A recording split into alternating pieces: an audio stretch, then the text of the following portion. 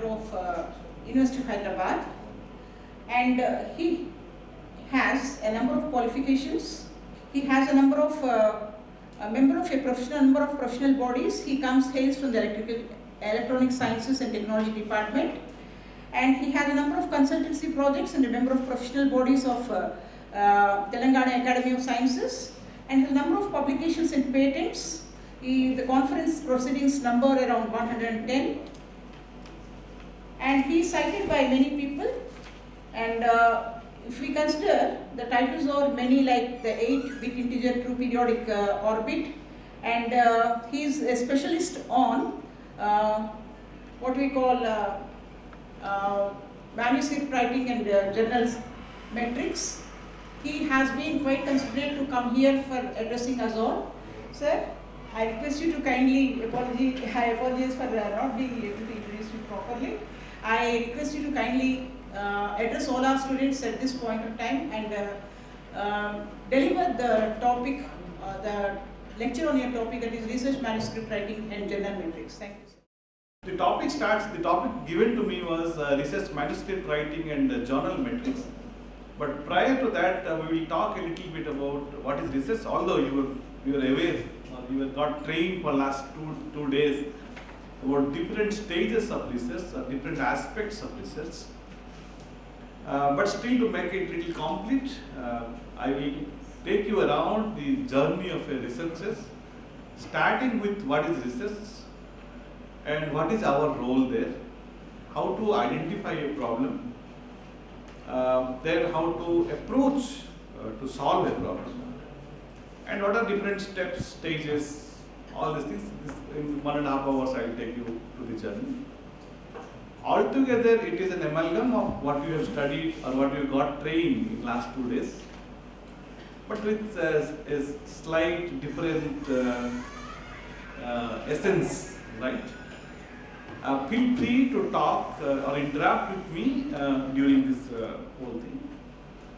I love to move around and speak, but since it is recorded, my position is fixed now. Right? My coordinates are fixed, but we'll try to make as lively as possible. To ourselves, what is research? Why should we do research? What is the research? Wow, who does it? Right? I'm sure you must have gone this dose, but research is nothing but a systemized, careful effort of gaining new knowledge. I believe all of you will agree with this. And knowledge is acquired through education and skills, right? So they're all linked. By the research is a tool for building knowledge also. I hope you'll agree on this. So research is nothing but to gain or enhance the knowledge in a better way. Correct? Then this tells the definition of what is research. Okay. Why you need to do research? To gain the knowledge, somebody will say, right? To have some impact on the society, somebody can say, right? Somebody can say that to get promotion, I need research, right? Everything is correct. It depends on the person, it depends on the perception of that guy, why he want to do research. But you should be very clear why you want to do research. Who does it? The researcher does it, right? So the curious, I can say that now that the research is nothing but you have to search and you should have that curiosity in your mind. So I will say that the researchers are nothing but a professionally curious change agents, right? Are you able to understand? The researcher like me and you are the professionally, we will get certificate at the end, right? After 4 years, 5 years of doing research, we get a certificate. So we become professional there. And we are all curiosity oriented. We have a lot of curiosity in our mind, and we want to have some change in the society, right? So if you don't have these skills, better to inculcate these skills so that we will become a good researcher. So this sets the tone. What is the research? Why you need to do research, and who does it? So in one sense, we'll say that we are all professionally curious change agents, right? To enhance the knowledge base right? Or to have some impact on the society, some positive impact on the society. Right. Now, if I ask about how does the research will help to the society, in a different way it can help. One is scientific way, let us say, right? Everybody is talking about India is growing. Really, India is growing nowadays. You cannot argue with that, because if you see the GDP is growing in this century, and we have around this 1 month back figure, $3.8 billion GDP, gross development product, and there is a prediction that we will beat many developed countries. So India is growing. We are all happy with that, but the thing is that we have to contribute a lot to maintain this or to beat other countries. And it is a forecasted that we will reach 5 trillion USD in due course in 5 years period of time, right? So the predictions are in big number. So it is up to us how we will contribute to the society, how we will contribute to the country, such that we are part of this growth. So when we talk about this GDP numbers, it is a very happy moment for us. But when you see the gross export import, right? How much, by the way, the GDP is related to how much import you are doing and how much export you are doing also.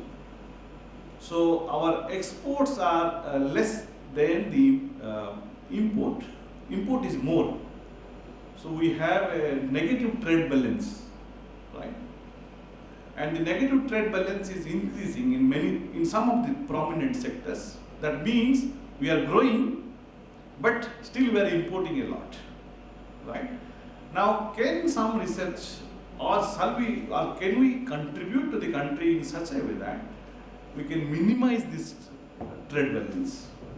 If we can do that, then we are contributing to the growth of the country. Whatever the time, money we are spending in the research, it is useful, I will say. Correct? So you can see that there are some sectors where the numbers are very clear. The sector, they are all Government of India data, that the trade balance is how much in which sector. There is one sector which bothers every one of us, is the electronics, machinery, plastics, organic chemicals. The trade balance is negatively increasing year by year, and most of the things are being imported from China. Right? So can't we develop our own workforce technology in India and contribute to minimize this trade balance? Okay, India is still, since I told India is growing and we are having self-reliance in many sectors, right? In strategic sectors we are doing very well. Strategic means in defense sectors you must be looking into different news papers, articles, and exhibitions. So we are doing very good. But still lot of things has to be done in this. Similarly, in this is having some problem. Yeah. So one is energy sector, strategic sector. Second is in the energy sector, right? So I'm just now little bit to speed up my talk. That there are. The idea is to tell you that there are different sectors, and we have to be self-reliant in those sectors to minimize the trade balance, negative trade balance. And in every sector, there are a lot of things, a lot of research can be done by which we can contribute to the growth of the country.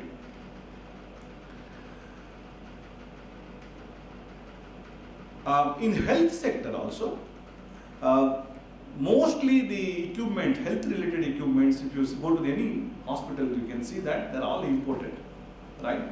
So India has to do a lot of things in the health sectors, and if the research is tuned towards this, whichever sector we are importing a lot, if we can contribute and build products in those lines, then the researcher will really contribute to the growth of the country. In agriculture also the same story, right? Nowadays, because of this drones, image processing, AI, ML, everybody is talking. things are changing, but still lot of things has to be done. Now also, if you ask somebody who is good in, which country is good in agriculture, everybody will say Israel, right? So this is, and there are industries around us, they will say Israeli technology, and people like you and me will go and buy that with high cost and take it to their farm. Instead of that, if the people, or we should do, or we can motivate our youngsters that take up work in these domains, do research, so that something can go to our real farm and real product can happen in India, right? Similarly, in infrastructure, there is a huge gap, particularly machinery developments, right? So, if you see any machine in market, mostly it is made in China, made in Japan, like that. So we don't have any an ecosystem, right, where our own research product technology is there, which can manufacture the instruments, manufacture the product, and we'll use that. So we are heavily relying on the other countries. So the whole idea is now, we are getting some impression that there are so many sectors are there, so many things are there. Instead of spending our time on those while doing research, we mostly look into some other problems which are not directly related to these kind of issues. So if you can reorient ourselves a little bit, it will contribute to the growth of the country. That's the whole idea of telling you these slides. As I told that, this is little science bias or engineering bias, but it is a equally social science impact of these things. So if you take up work on those lines, it will be beneficial to both to you, to the institute, and to the country. Similarly, climate change impact, all disciplines can work on this, and remember, there are some problems which are related to India only, right? So we as the researcher has to take up those kind of work and give guidance, policy decisions on those. We should not expect that some other country people will give guideline or give policy decision, will have impact on the policy decision on our problem. So we have to solve our problems. Okay, now, so this gives you a brief idea about what are the problems through which we are going on, right? And we should try to look into those aspects or those problems if you want to have real growth. Okay. Otherwise, somebody else will make all the products, somebody else will do all the research, and we will be only consumer from them. So we become sample to those guys. And that cannot be, if we were in that domain, if you were that mindset, India will not, it's very difficult to go to the 5 trillion USD GDP in a short period of time. Normally, earlier, 5 years back, when India was having, 2 trillion USD GDP, everybody was asking a question, what is your point of view? If any debate comes, okay, what is your point of view, right? So that is okay till you get the 3 trillion, 4 trillion GDP, when the growth is there. That question has some relevance, but when you are targeting for a much higher growth, everybody will ask us, what is your economic, what is your point of view, but they will change it, what is your economic point of view, right? So we cannot say that, oh, I am only doing research, I am not bothered about those things. That mindset has to change, then only growth will come into the picture.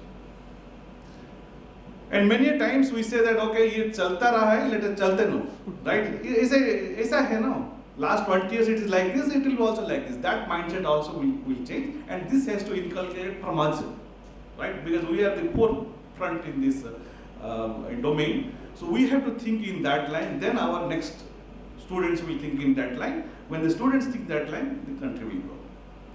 Okay, now, if that is the case, now it gives a fair amount of idea that what kind of work we should give importance so that we can contribute to the growth of the country. Now there are different kinds of research to do this, right?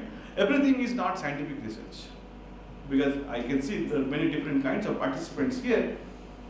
You do research in different way, the way I do research, right? The engineering do research in different way than the humanities do research, right? The science, physics guy do research in different way the way social science guy do research. But everything has its own place in the domain, and everybody has to contribute that. So there are broadly 4 kinds of research. One is exploratory kind of research, Second, descriptive type of research. Third, correlative. I believe you are all aware of this. And fourth is experimental.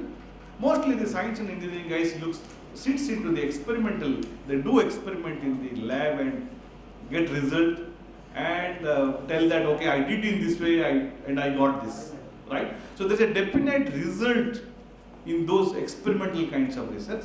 But whereas in the exploratory kind of research, it is not a conclusion oriented sometimes. Many of your discipline falls under either the exploratory kind or descriptive kind or management mostly correlative type, right? So there are different kinds of research and we have to equally respect all the type of research, and different people, different discipline does contribute in different way to the growth. Then how to do research, right? You are all aware, but still it is good if I tell repeatedly, it should be synced to our mind. Once you know that why you need to do research, the steps for doing research is, okay, we have to formulate a problem, right? In some domain we say formulate the hypothesis. So first is that.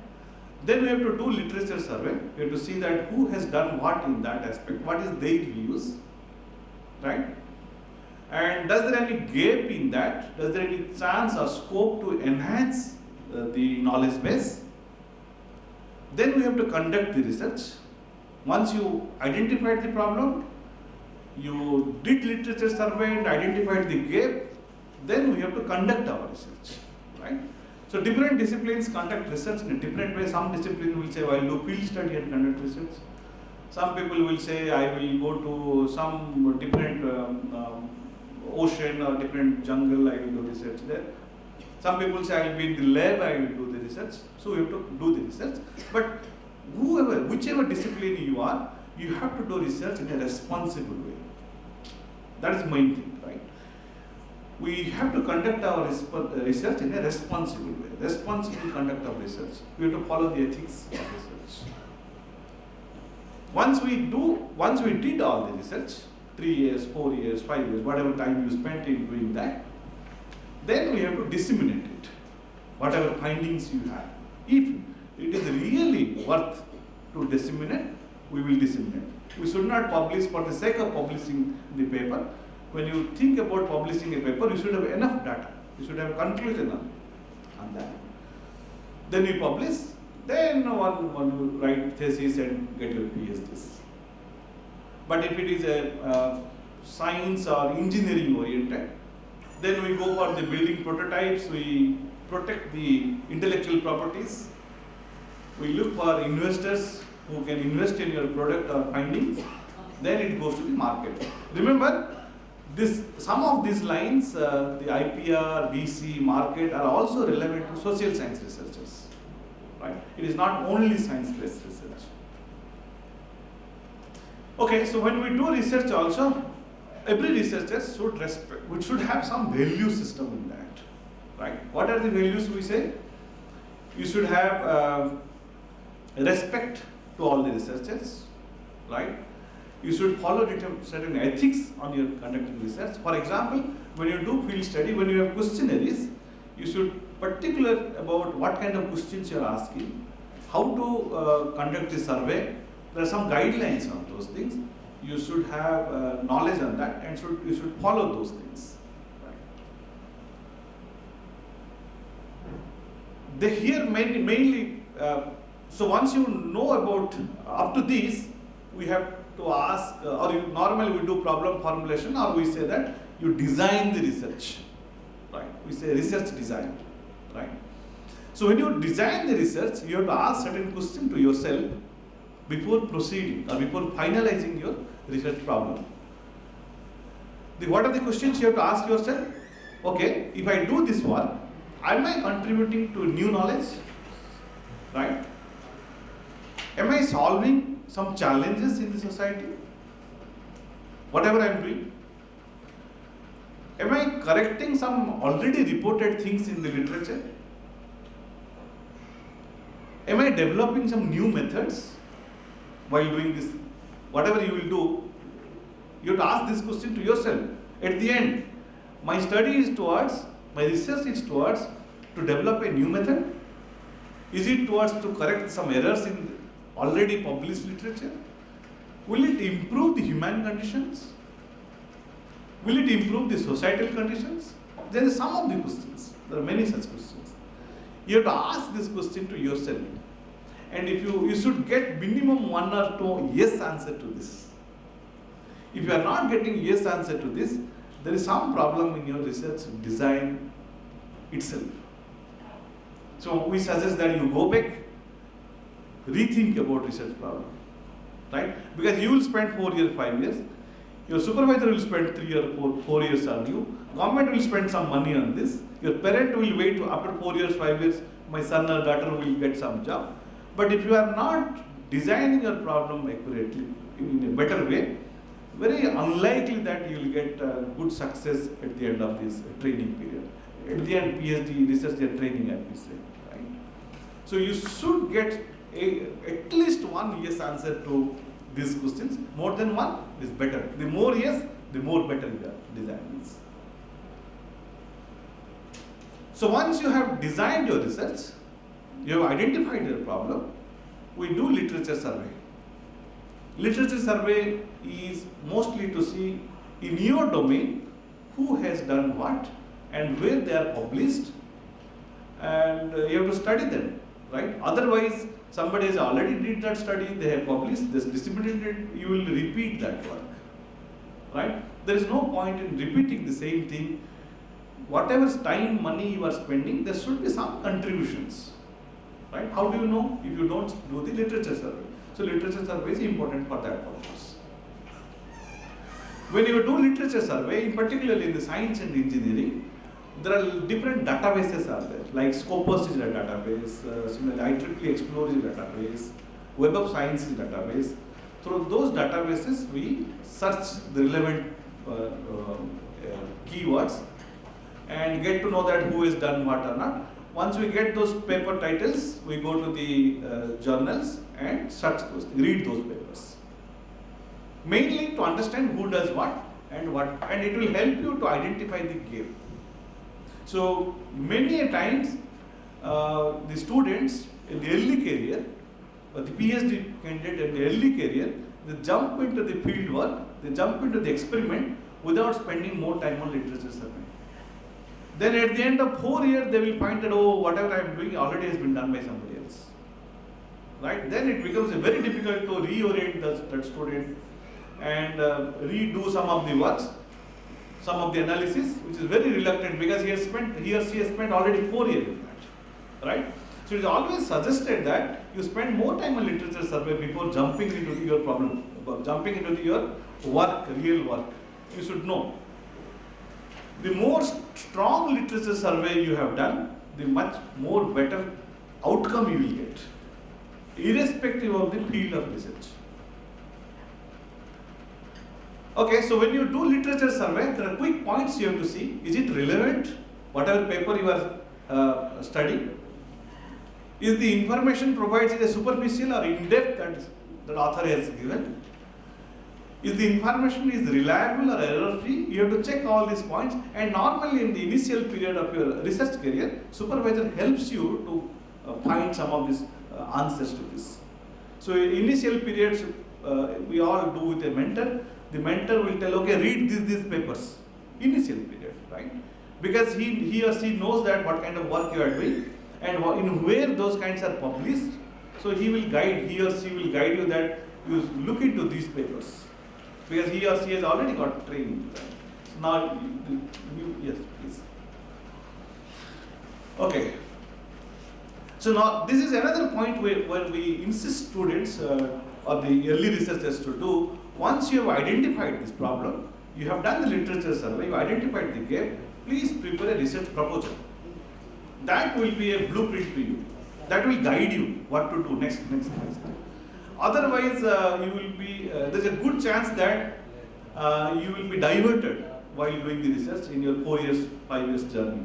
So to keep you streamlined, to keep you focused, it's always better to have a proposal, a short-term goal and long-term goal on that. At the end of the 4th year, what are the things you want to study, how you want to do your research, And what is your expectation? Are you expecting something in the sort, after this study I may get this kind of things? Just write down. It may be wrong, it may be correct, so don't worry about that. But there should be some guiding principle of your doing research. Otherwise, if you make it so much open-minded or so much open-ended, then you may end up with, you will not able to get any concrete conclusion of your study at the end of 5 years. So it's always better to focus yourself while doing the research. Okay.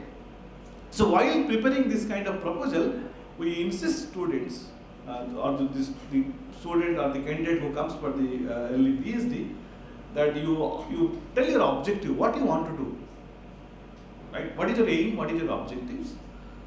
Have you studied some literature before talking about to start the work, before going to the field trial? Have you studied who does what, who did what, what are their findings?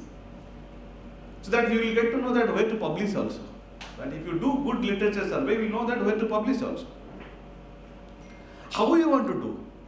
What kind of, where you will go, what kind of questionnaire you will have, what kind of analysis you will do, what kind of method you will choose.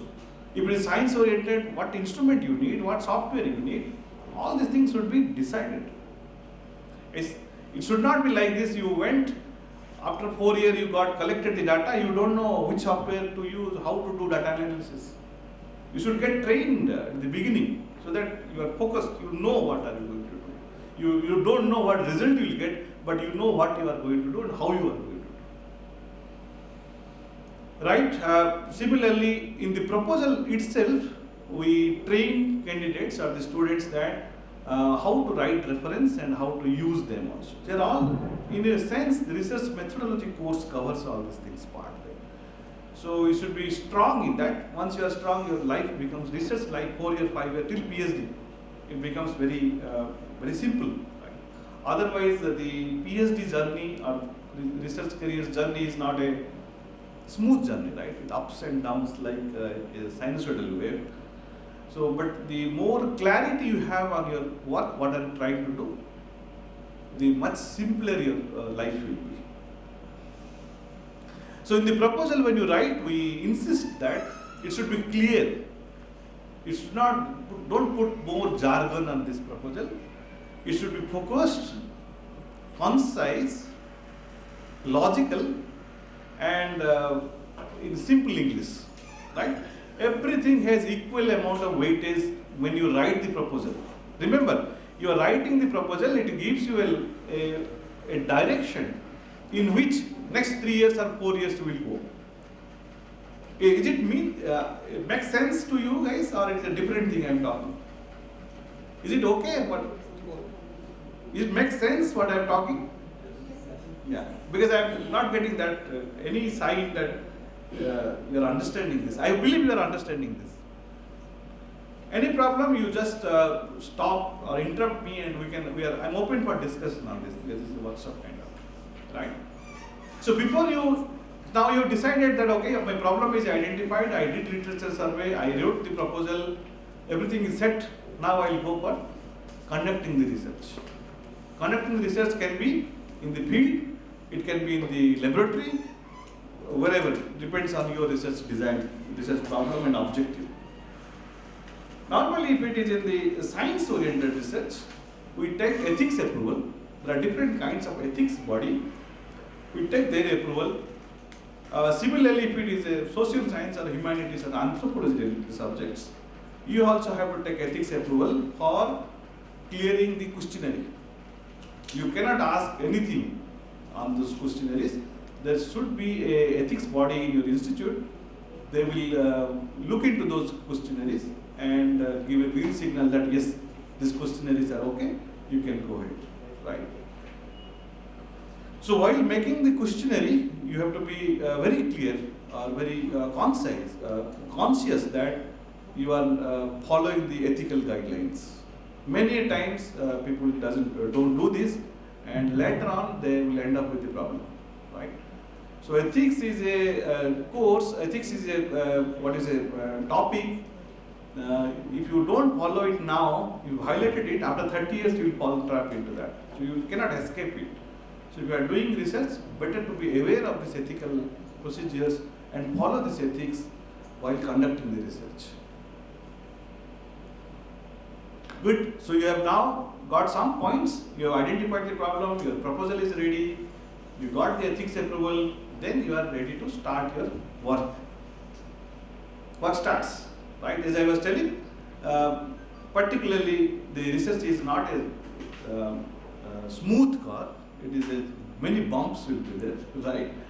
And it is your motivation which drives you to do the to continue the research, right? There are a lot of problems will come in during this 4 years, 5 years time.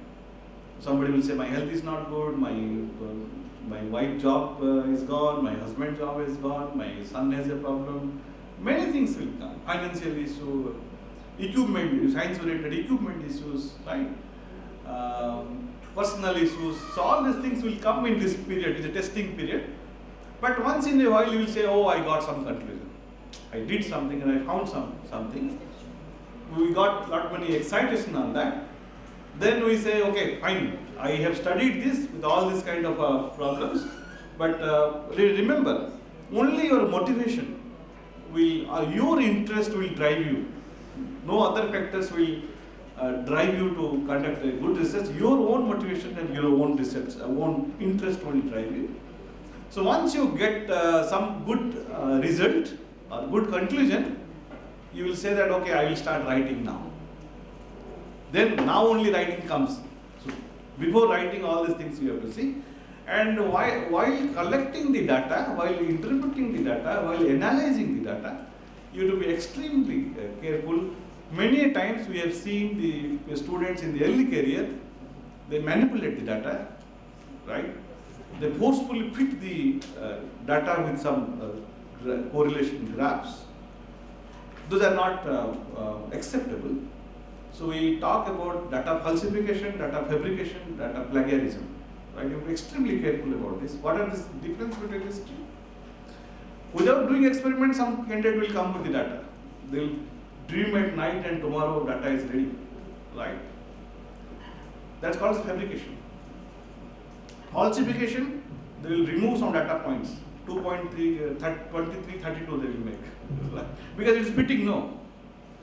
So it happens, right? So, but it is out of ethics. We are not supposed to do this. And if you do this, if you are caught, severe penalties there. Right? Extrapolation also amounts to this. Extrapolation, well, if we extrapolation is okay, but within your collected data, don't manipulate anything. Whatever you have collected, you report that. Right? Don't change any point in that. Right? Whatever points are there, you put error graph and put it there. Don't remove any points, don't manipulate that points. Because every point will give you some information. Right? If you remove those points, the whole analysis will change, the conclusion may change. Right? So the data falsification, fabrication and plagiarism is a very severe issue. I believe you are aware of this, that you cannot take somebody's data and claim that it is your data. You cannot take somebody's text content beyond a limit also, and you cannot claim. The whole idea is if some researcher like you or me have done some work, we should be giving credit to them. Right? This plagiarism policy protects that. The person who has done the research, he or she should get the credit. If you are taking any content from that, you better give reference to that. But that also there is a limit, how much reference, how much text you can cycle on other people's thing. UTC has a fair rule on that. If you look into that, there's a 10% some level, 10 to 30 some level, better to follow that. Of course, we always debate on that. That is the text similarity, that is not the text plagiarism. But as of now, everybody is talking about the software text similarity, they tell same as the plagiarism. But there is a very big truth behind that. If you are doing science research, right, and if you take somebody's concept, right, and rewrite in your own language, which is plagiarism or not, it's 100% plagiarism, but no software will detect it because you have written in a different language. So text similarity will be 0, but plagiarism is 100%. So we should be aware of those things when we are conducting the research. And wherever possible, if you know that, and the researcher we know, the students know from where they are copying. They don't tell it to the supervisor, that's all. So it is good practice that you give credit to the researcher who has originally did that one. But there are some exceptional like facts, rules that you can quote around. Yes. Most of the plagiarism tools now, even words like research methodology, they are also taking as consideration. That is what full debate is going on in academic fraternity, that we are there is a misguidance or there is a misconcept between text similarity and plagiarism, right? And I tell to my community wherever we meet that the softwares are like you see, some case happens, you go to the court, there is judge, right? And there are some advocates, right? And below that there are some witness, right? So judge doesn't take decision blindly based on the witness, right? Judge has its own mind, right? Similarly, in this case also, the supervisor, the teacher is like a judge. The software is like the witnesses. So you have to take your call based on the proofs what you get it, right? So the software tells that included research is a word and counted is a 10%. We have to certify that no, this is not the plagiarism. We should exclude this, right? And any institute, they have a provision that if supervisor or the faculty certifies that it should be excluded, it is excluded, right? So we take the call. Especially in literature research, most of the times they quote, and most of it can be considered. Yeah, it is always a debate in the academic council of every institute that how to handle it. But we should be, the researchers should give respect to the original researcher. If that is in our mind, everything is clear. Right.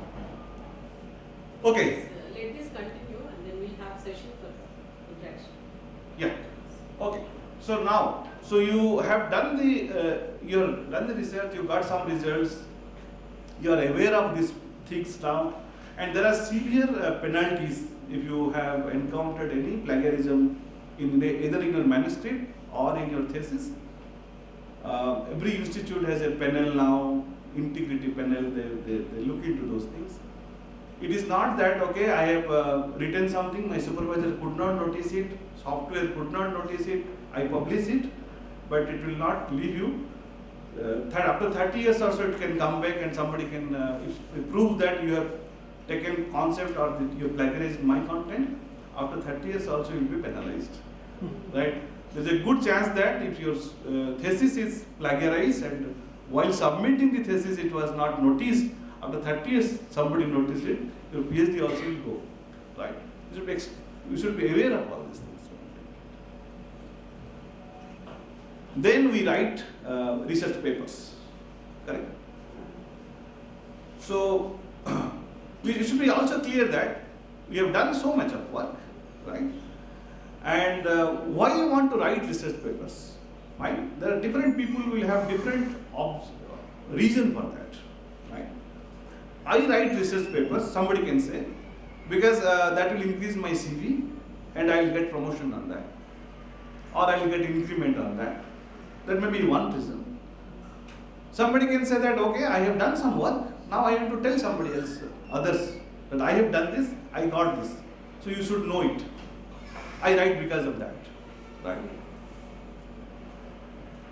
Somebody can say that, okay, I am not worried about too much, my outcome is contributing to the knowledge base. So there are different reasons people write papers, right? Everything is correct, right?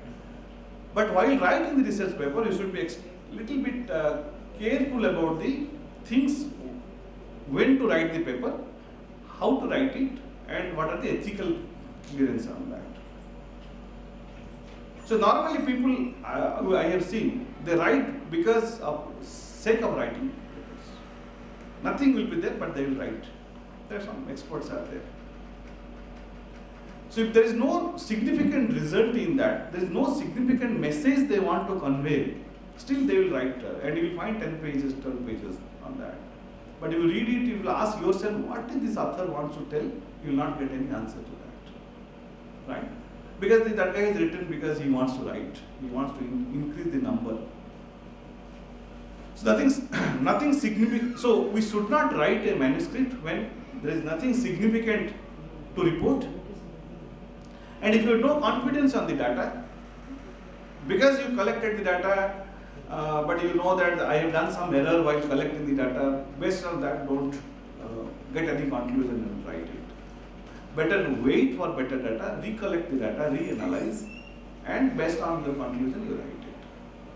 Whatever you are writing, your conclusion, if it is redundant with the literature, there is no point in writing. But if you have different aspects of looking into the data, then better to do it.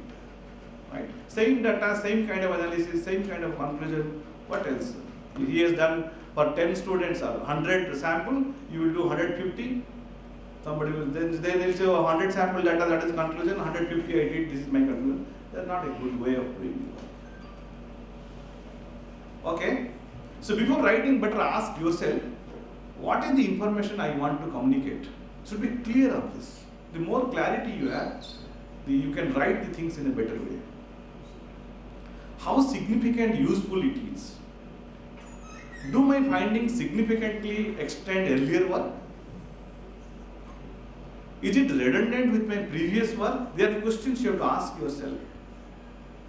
What is the most appropriate form to report these things? Is it short article, letter, full article, review article? So depending on your work, depending on your conclusion, you have to think on these lines. Who are the audience? Which is most appropriate journal for my work? Right? Many times you must have noticed it, or you may have experienced it. You send an article to the journal, they say it is out of the scope because their audience is of different and your work is of different type. So it is always better to ask yourself to whom you are writing this, right? Another important thing is why a publisher will publish your article. Like if you take our Springer or Elsevier or IEEE, Taylor Francis, Wiley, there are many good publishers are there. Why they will publish your article, right? There is a business aspect to this. Because the author is not paying for that and they are running a publication house, they are spending money on that. So they generate the revenue with the subscription model. If your institute is subscribing to that journal, they charge to the institute, correct? So if there is no audience to read that article, those kinds of articles, or in other sense, if there are no audience to read those kind of journals, they will not get money. The publisher will be in loss. Correct? So the editor-in-chief has in mind always that is this work is relevant? There will be some audience to read this paper. If there is no reader to read, audience to read the paper, the journal importance will go away. If journal importance go away, journal will be lost. The publisher house will say, boss, stop it.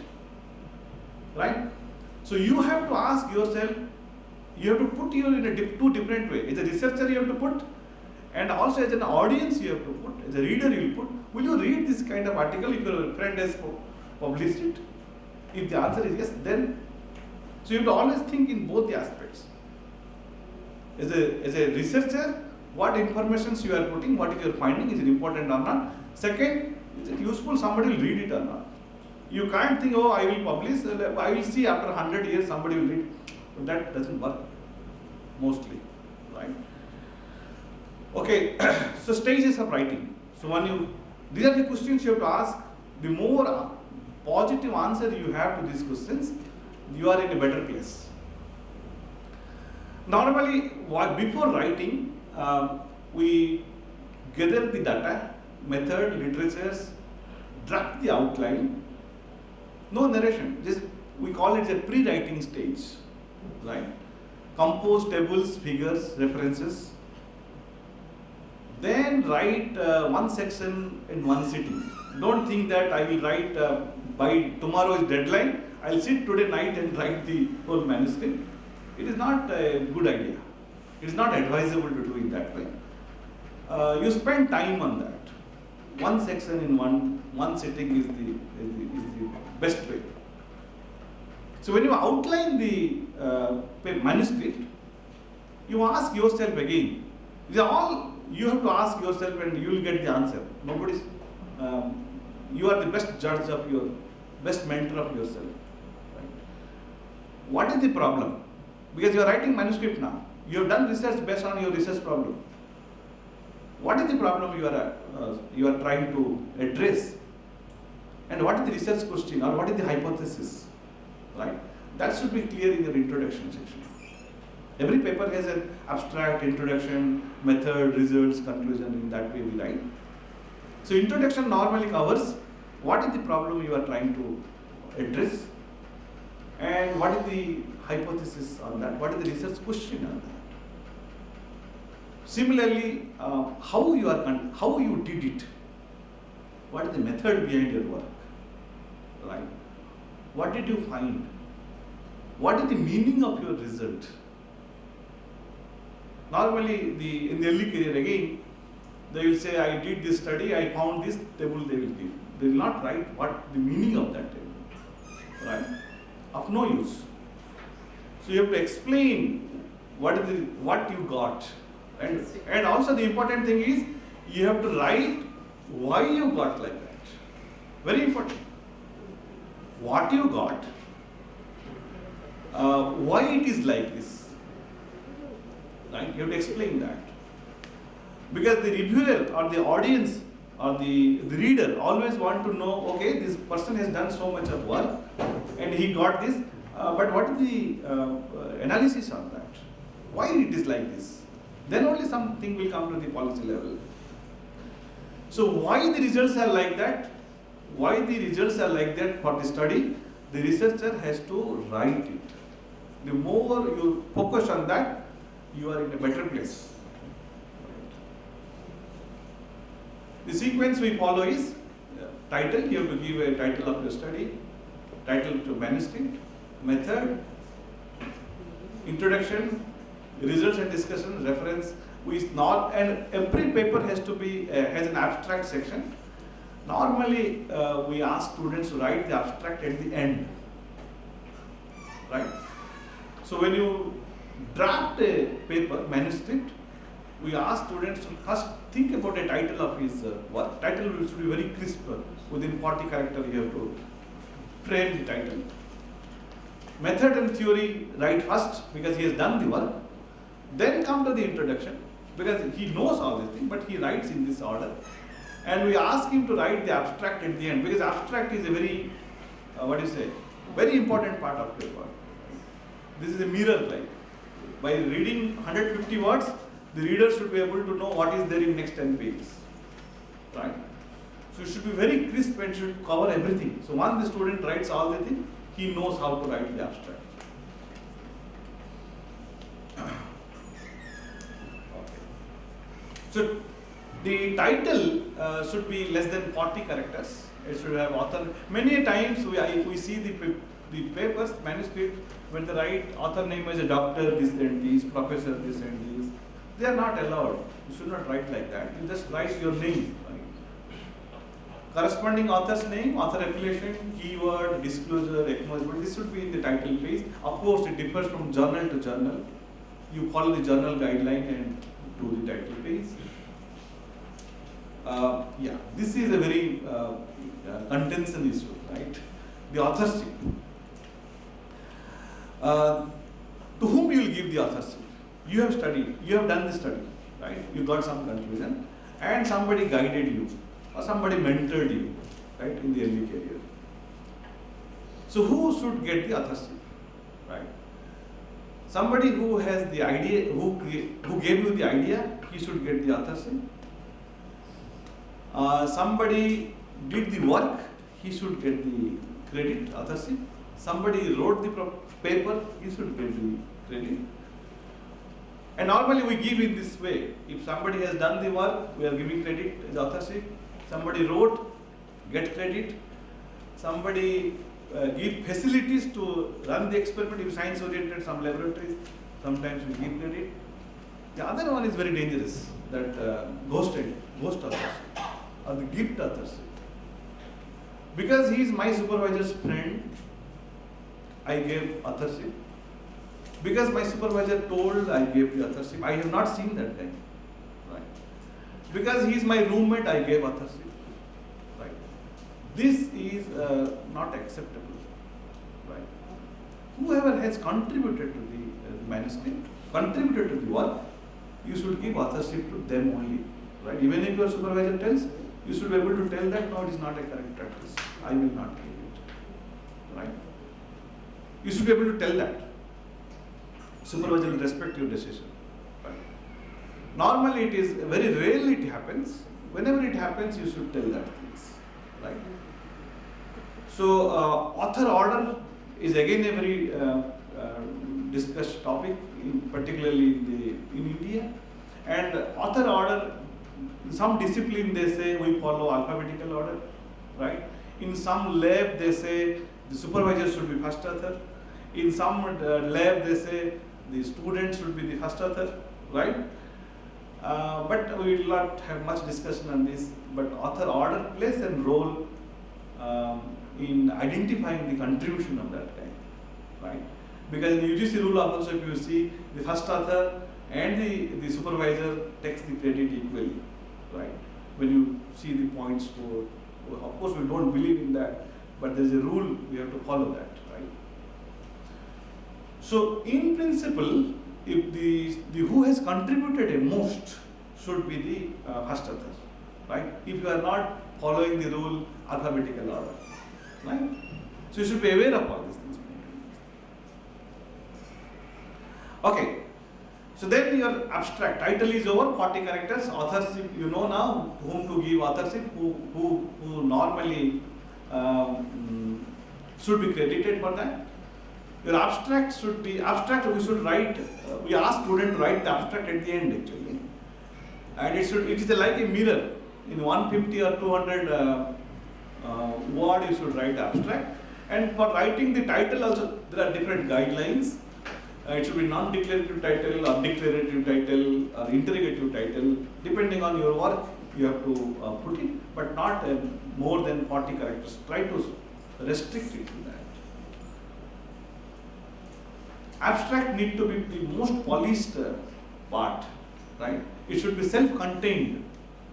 Because by looking into that 150-200 words, the reader, the editor-in-chief will get an impression that what work has been done in this paper, right? In the first one or two sentences, the problems or hypotheses should be defined. The first sentence is especially more important in the abstract. Make it strong and informative. Ask yourself if every sentence is essential in writing in the abstract. If you think that no, the sentence can be removed, remove that, right? Don't mix tenses in the abstract. Not many in the writing. So to be particular about the tense, passive, the tense, active voice, passive voice, all this. These matters in the writing the manuscript. The golden rules for good abstract is avoid the general term. In general, people say, don't write those things. Don't use sensationalization, right? Don't overhype it, right? Don't use abbreviations, avoid jargon, keep it simple. Don't use the words like probable, seems to, not in abstract. Okay. Then it comes to the introduction section. Abstract, they are the guidelines you have to follow. In the introduction, again, it should be clear. Sentence should be less than 25 words. Don't write big sentences. Make it simple. Many times the readers are not in your field, not expert in your field. You think that you are educating them also, so your language should be in that way. Tell the audience what is good about your paper. Tell the research gap. So it all should find place in the introduction section. What is the overall goal of your paper? There should be objective. What you want to convey. Surprisingly, many initial careers, initial period, they are not good in articulating this part. This is the important part.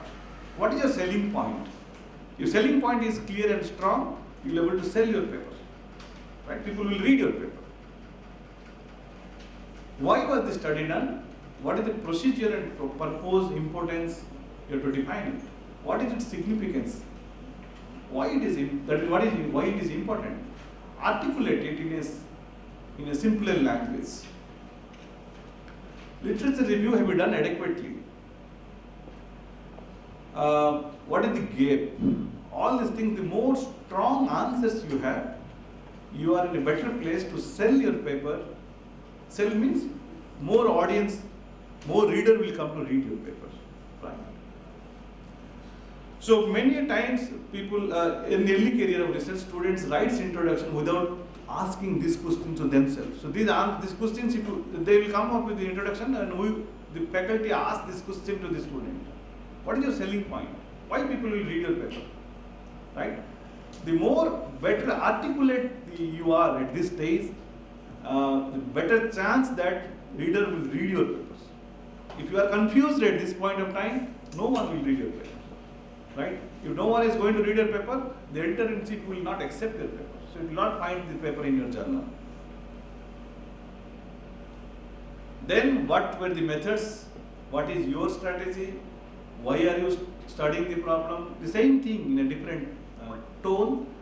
You have to very clearly identify the selling point. That's what I am telling you. Right?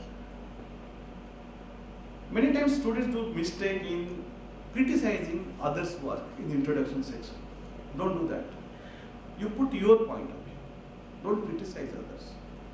Many times they summarize their findings in introduction section. Don't do that. There is a separate section for doing those things. So these are some golden rules you have to follow. Specifically, in the introduction section, you have to inform the reader that what you are writing, what is the message you want to give to the audience, what is your system, what questions are you pursuing, state the significance of your study, provide the background, cite others' work, outline your approach, and explain, justify in a simpler language. Right? So if you follow these lines, then there's a good chance that you will find readers to read a paper. Normally, when the manuscript goes for the review, based on the 80% time, based on the abstract and the introduction, half of the decisions were taken care. Right? The editor-in-chief do desk rejection based on this, right? Because everybody is publishing, right? They have a limitation.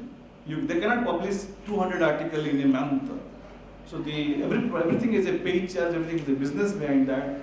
So based on the introduction and abstract, 80% of the paper gets desk rejection. It doesn't go for reviewer also. Okay, so if you follow those things, then you are almost done. Then whatever work you have done, you write those works, your approach, your method, depending on your research problems. Give your findings. You decide you will put it in a table form or you will put in the graph. Many times we see students put both. First they will put table, then the same thing they will put in a graph again. And they will not explain what is the significance of that, what extra information they are extracting from the graph. The same thing they will repeat. Don't do that.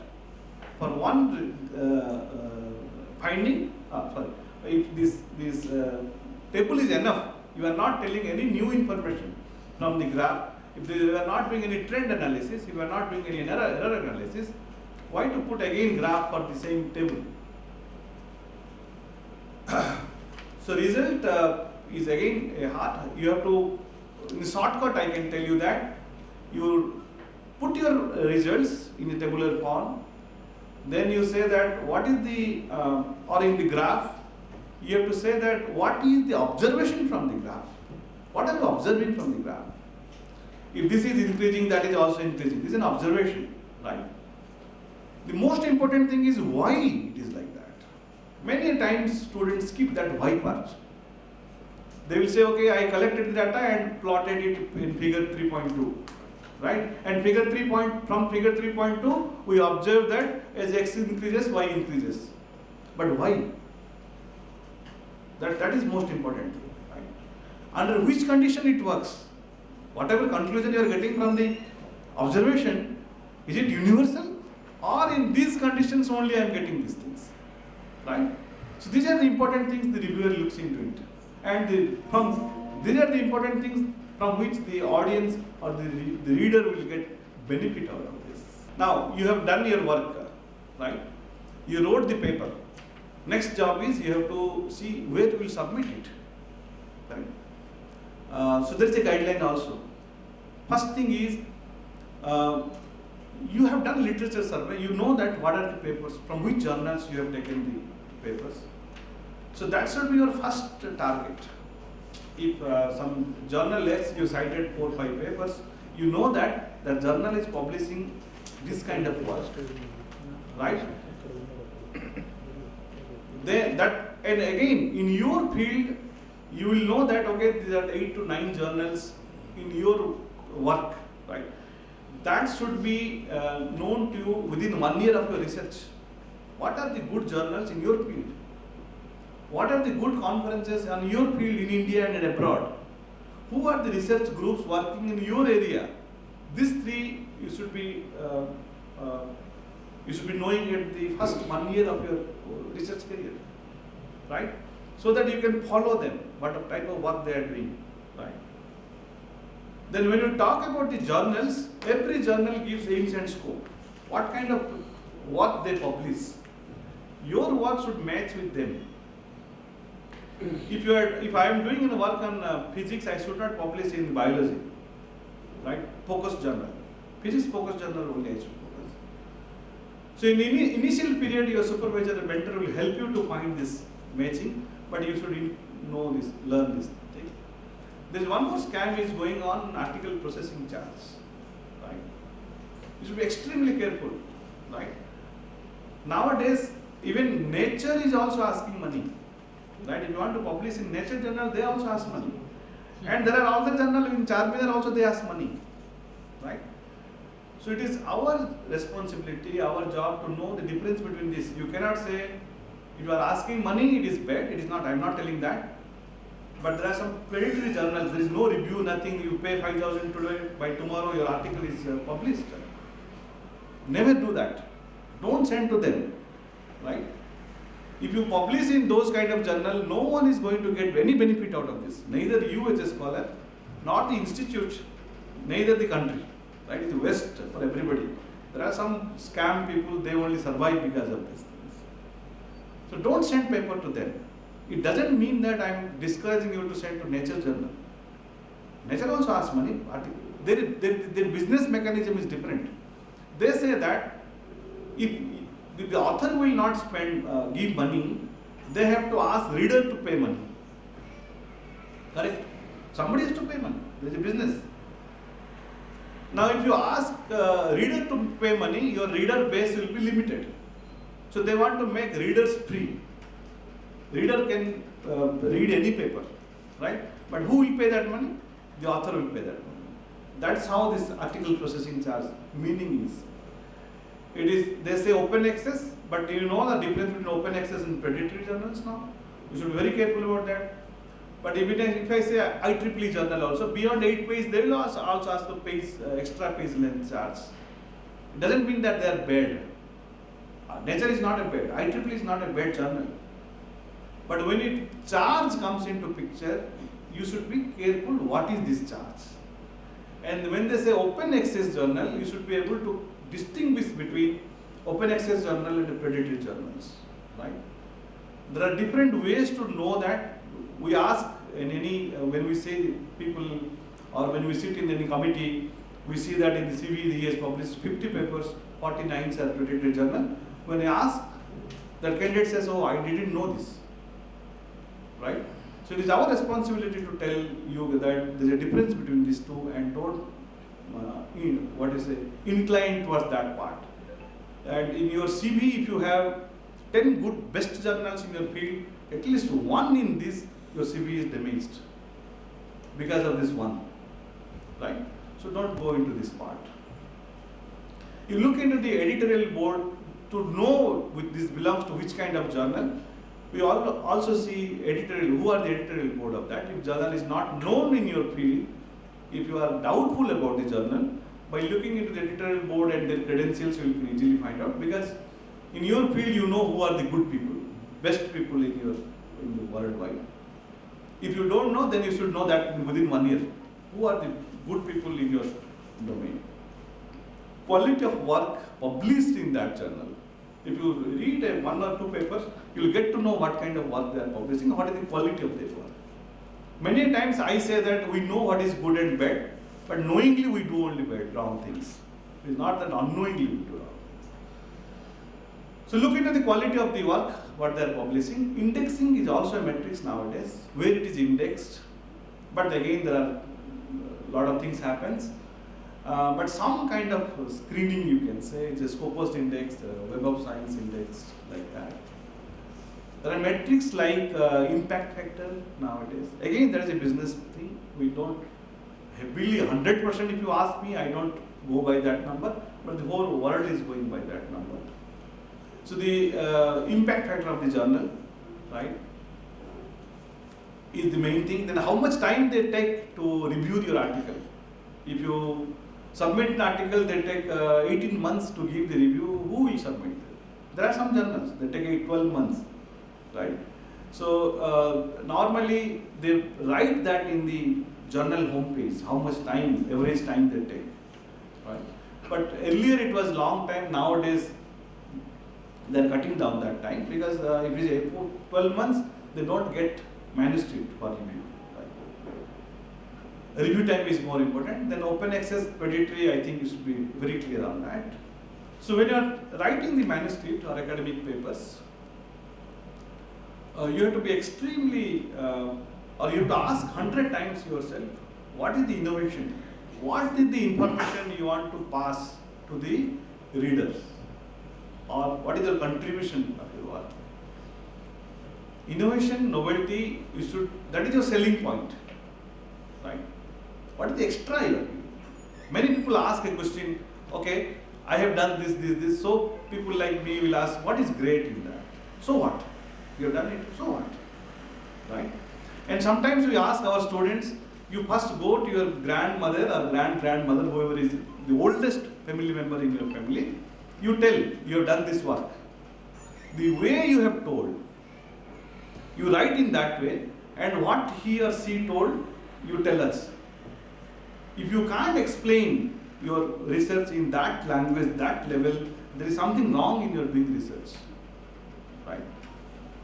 So then your grandmother will ask, oh, you're done, so 4 years you have taken, for 35, 40,000 you are getting a month, so great, so what? She'll ask this question. You've done so many, 4 years you have spent, so what? You say 2 papers I wrote, so what? So she will ask like these questions until you convince her that after you did 4 years or 5 years, this is the thing, right? So till that time you ask yourself, or if you need help, you go to your grandmother and tell, she will ask you, and you go up to that level. Sometimes you feel very awkward, you don't have answer. She will say, oh, I will tell tomorrow. Go, talk, until you find. Once you find that, writing paper is easy, because that is your selling point, right? So in that, ask yourself 100 times, check the recent literatures, what people have done. Are you repeating what people have told? Identify the journals, look the impact factor, review time of the journals, identify. This is the first part of the things. You have to structure your paper.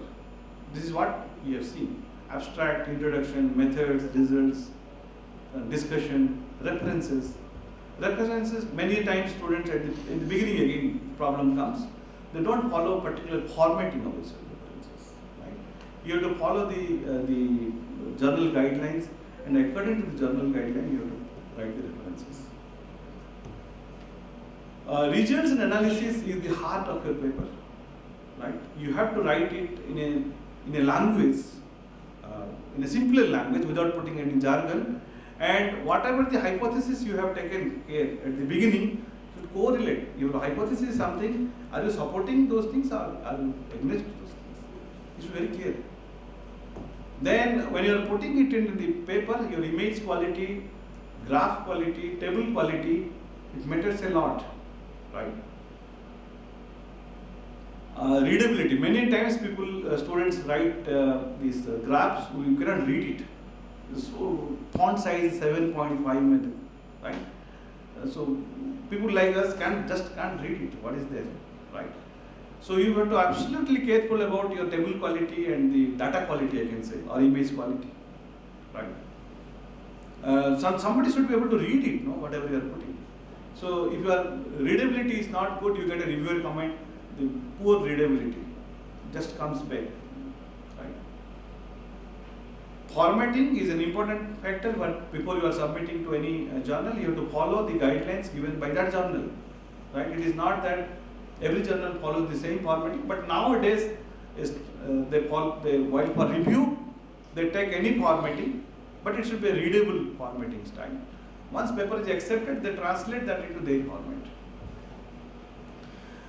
Then you see, if you are submitting any paper to a particular journal, ensure that at least 1 or 2 papers you have cited from that journal.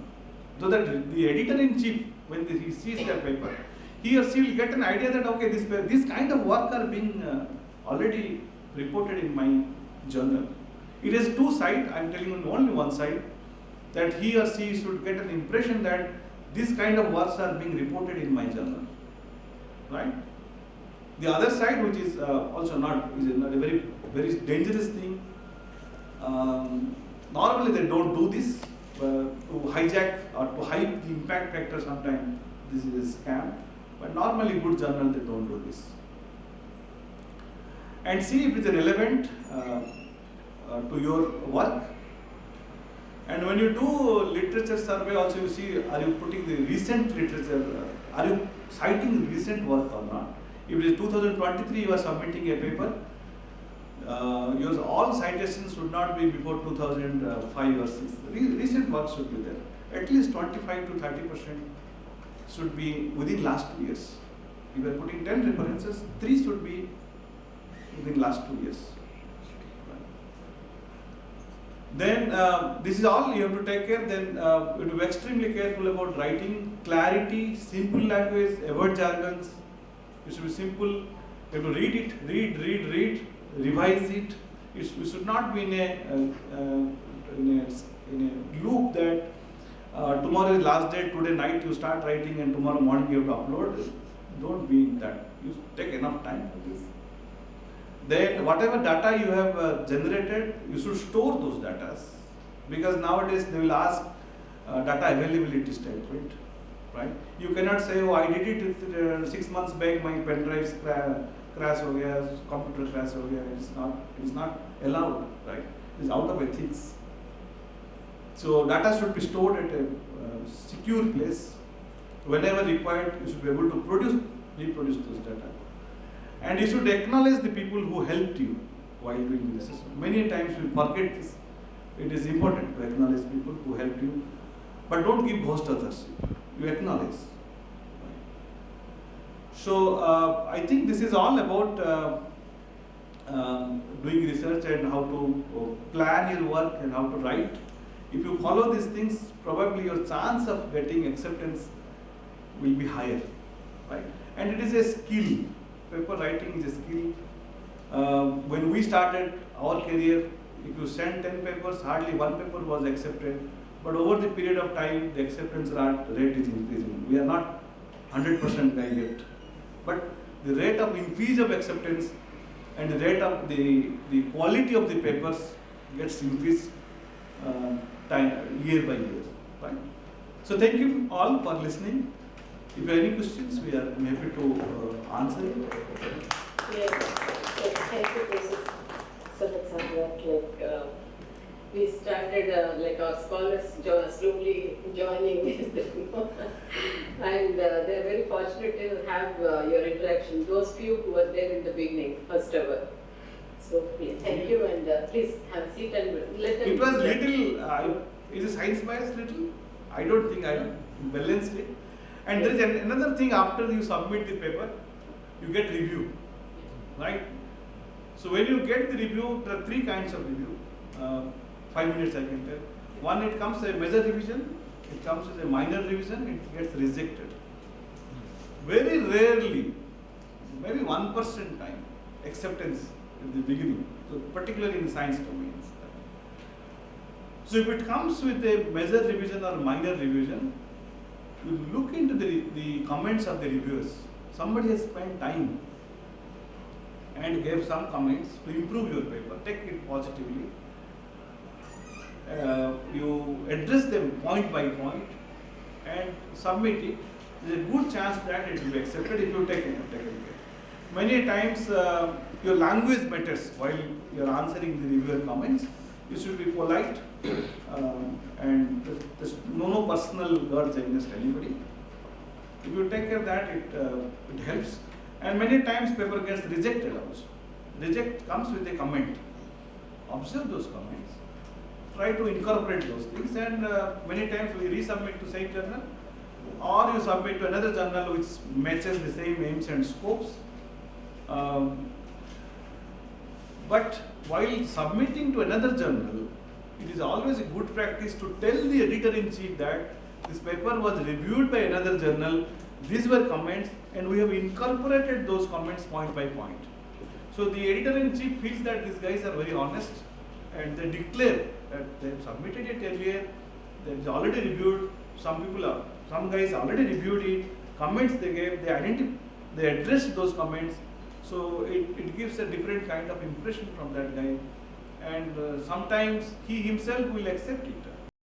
It has to come in a sequential way.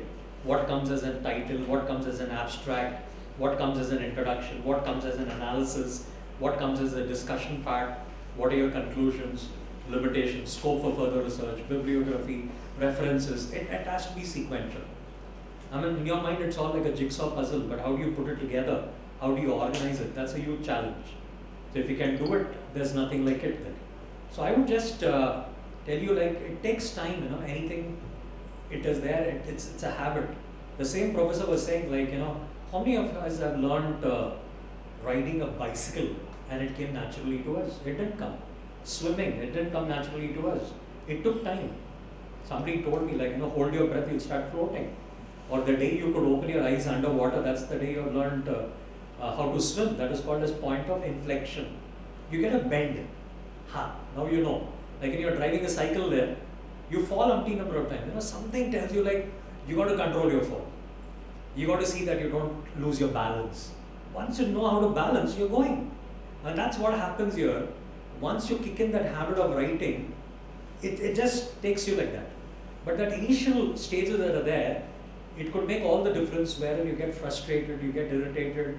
Like everywhere I'm sending, people are rejecting, people are saying change that, change this, this is not an order, this is inadequate, your title is not proper, your literature is not proper. You get a lot of those things there.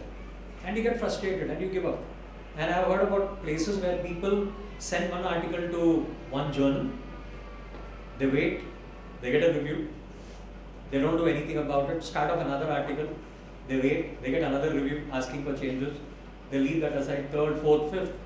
Then you said, probably writing is not my cup of tea. I can't do it anymore. Those who know how to write, they write. I'm good as a teacher, so let me not put myself. And that really pinches. I've seen some of my own batchmates who were into a very bad state of mind, or depression I would call it. On the day of the interview, their application was set aside. Only reason, they didn't have good number of articles to substantiate their promotion. So sometimes, that's how an English author by name Somerset Maugham says that we write not because we like it.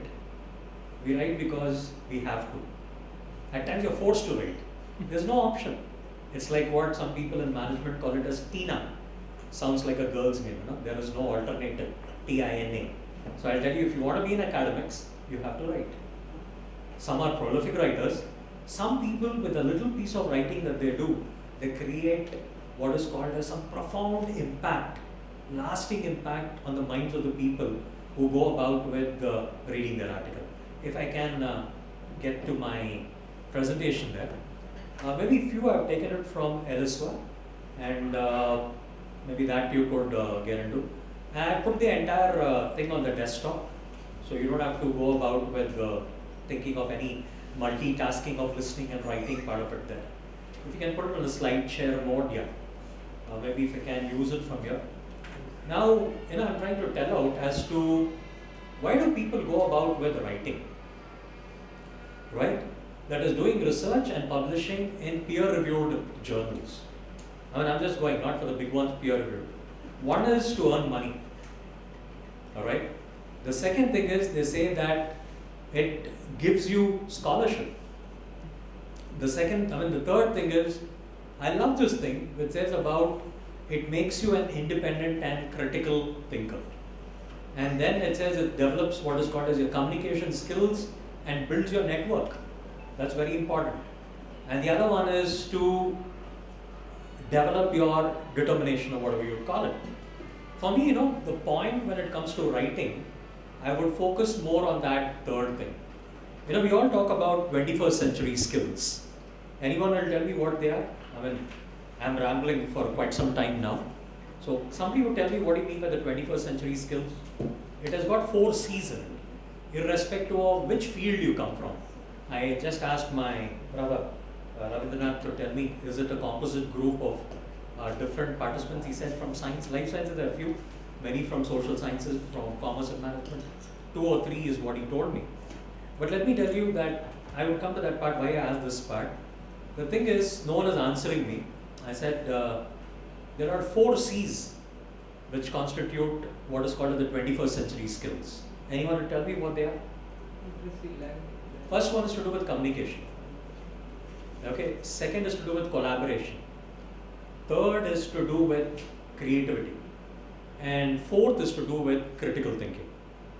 These are the 4 skills. Communication. You've got to be good in oral and equally good in writing as well. Right? There are some who are very good oral, but when it comes to writing, they're not very good. So you're talking about matching both of them. Oral as well as written part of it is what we look for. And sometimes you have people writing articles together. You have an author, you have a co-author, or 2 or 3 authors come together. Someone is good in analysis, someone is good in the theory part, someone is good in interpretation, someone is good in citation. You have a pool of people coming together to write an article. So what are you looking for there? There is collaboration. Do you get that? It is teamwork. It is not IQ. It is more about EQ, the emotional quotient. How do you handle one another's emotions there? And there could be times that you may agree or you may not agree with your co-authors. You say a point, the person says, no, I don't think it is right. You got to agree to disagree at times when you work together in a team. And the third thing that you go about looking for is creativity. Luckily, is there any engineer here? For a very long time, people thought engineers need to have that skill of critical thinking. I wish all, irrespective. See, we tell you that research is domain general. Do you get me what I'm saying? It all started with medicine, but today we say any field you do research. It is domain general. Just like that, critical thinking also is domain general. It is not domain specific.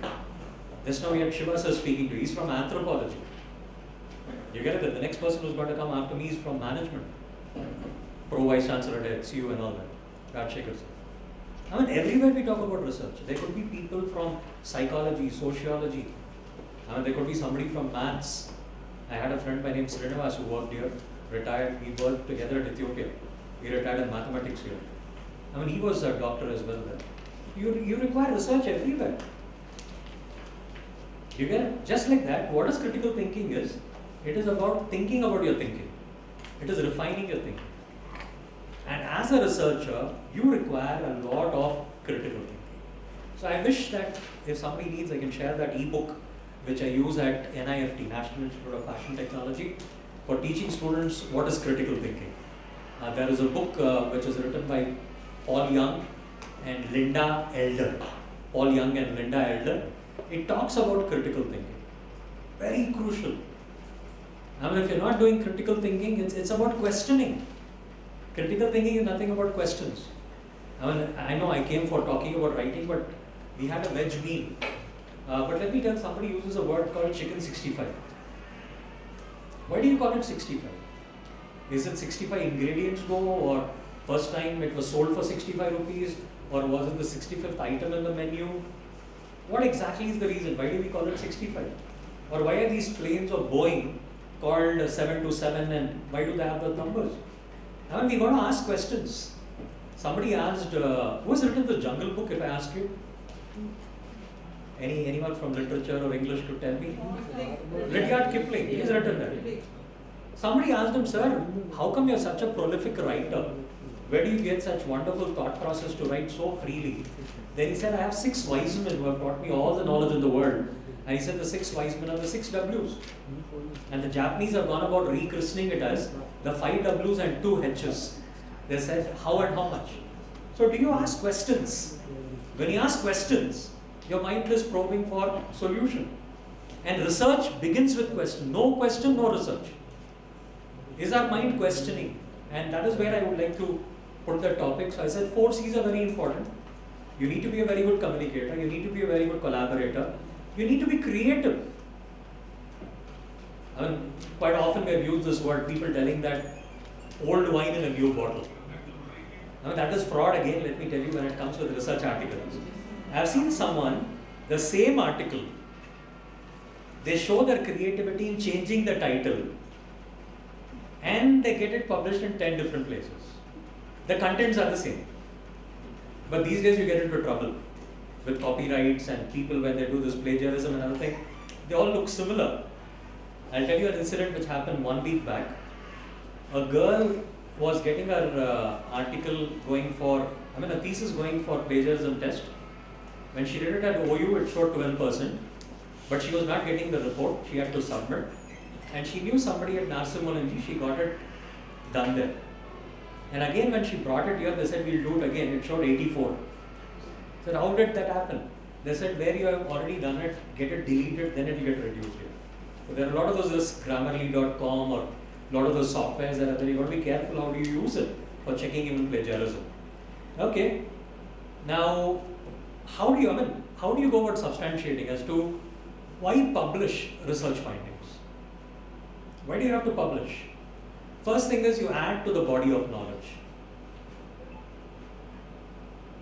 You get it then? I would ask a question to you all. Can you tell me what is the greatest invention known to mankind? Anyone would answer me that? What is the greatest invention known to mankind till today?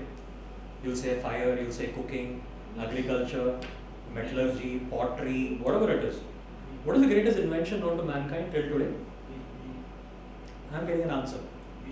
Wheel is the answer. If wheel was not invented, we wouldn't have been what we are today. And please remember, in research, we are cautioned not to reinvent the wheel. Hope you got me. We're not supposed to reinvent the wheel. You know what is reinventing the wheel? If Galileo had done it there or in Leaning Tower of Pizza, and I go to Golconda or Charminar and drop a feather and an iron ball and say which comes faster to tell gravity and other things there, people will call me a fool. That was already done. Even I'll sit in Shimla under an apple tree and apple falls and I say what Newton had done, I'll try reproving. That's wrong. The thing is, that is the essence of research, wherein the strength or the foundation on which any research work rests on is to do with your literature review. You are here to figure out what is already done. When people come to me and ask me, sir, how do I make my objectives? I said, do some literature review. Make it as exhaustive as possible.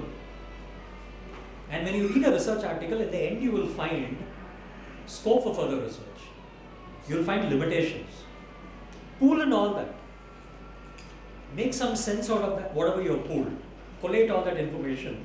And from that you figure out what can be done, what is to be done. Now that is where you make objectives. And sometimes we write objectives, umpteen number of times when it comes for R&D and other things. We have corrected our students. This is not the right kind of words that you use for framing your objective. People write words like to study, to understand, to know, to suggest. Those words don't hold good in objectives. So I have a list which I'll tell you as to what words go well when you frame an objective and what words do not go well when you frame an objective. So those things also I would go about touching. First things first, when you do research, you're not doing what is called a duplication to the existing knowledge, but you're adding to the existing knowledge. So people are very critical. కొత్తదేముంది దీంట్లో ఇతరులు చేసింది మీరు కూడా చేశారు. What others have done, you also have done. What is new about it? So are you adding to the existing knowledge? The second thing is you have to get recognition. I mean, that is an unmet need that we have, that I get known with my work. The PhD gets me recognition. It's like it gives me a brand. People tell this guy is good in that, he's an expert. Right? But I'm not the last word. There are many people who are much better than me on that. So that is something which you'll have to look for. And your findings will help developer improve on the existing policy. I'll come to it when I show you what exactly. Anybody tell me what are the phases that are there in a research cycle?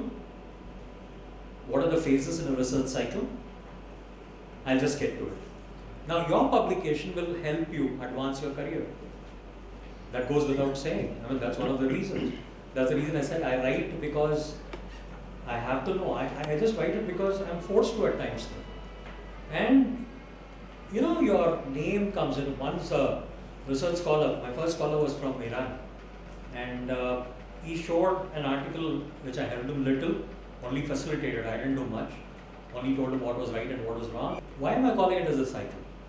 Now look at it, observation is not just with my eyes, I do it with my 5 sense organs. I receive stimuli, I process it in my mind, and I attach meaning to it. The meaning I attach may be right or wrong. And that is where the word hypothesis comes in. Hypo is tentative, temporary. It's not permanent. Thesis. My friend has got PhD, somebody else has got it, I have got it. And the book that we have submitted to the university is called thesis. The final work. That's a final word. So tentative is hypo. Telugu, what you call it, parikalpana. Now your experimentation is done on 2 things. One, it could be inductive, the other is deductive. Inductive, when you say it's going from particular to general, it is sampling. Deductive is when you go from general to particular. That is, you do the entire census or a population study. I mean, is it possible to do census study? I said, this girl, Arpita, who submitted her thesis, she took all the social welfare, tribal welfare faculty, and she studied on a topic called quality of work life. And she said, our work was census. Some people said, how can you do census? I said, she took the entire, all the teachers. So it's census there, it's not sample. So you can still justify. And how do we call it for sampling? That's another issue there. Now I'm more keen, why am I talking about research cycle? You make some conclusions. And normally any research article ends with scope for further research. When somebody reads that, the cycle gets continued. Now let's say hypothesis. There is no life on Mars, there is life on Mars. People got a stone, they broke it, they found leaf-like structure inside. It was fossil. They said if leaf is there, tree is there. If tree is there, life is there. But again, you're coming back to the same question. There is life on Mars, there is no life on Mars. The cycle is continuing. Maybe at some point of time, Elon Musk or somebody would be getting us to settle on Mars. The day is not very far off. Science would tell it.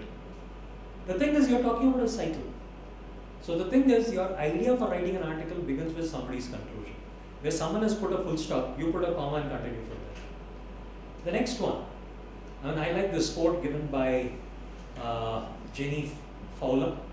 What he says is, writing is easy. But later part you'll have to look for it, doesn't sound easy. Where he says, all you do is sit staring at a blank sheet of paper until drops of blood form on your forehead. Can you imagine that?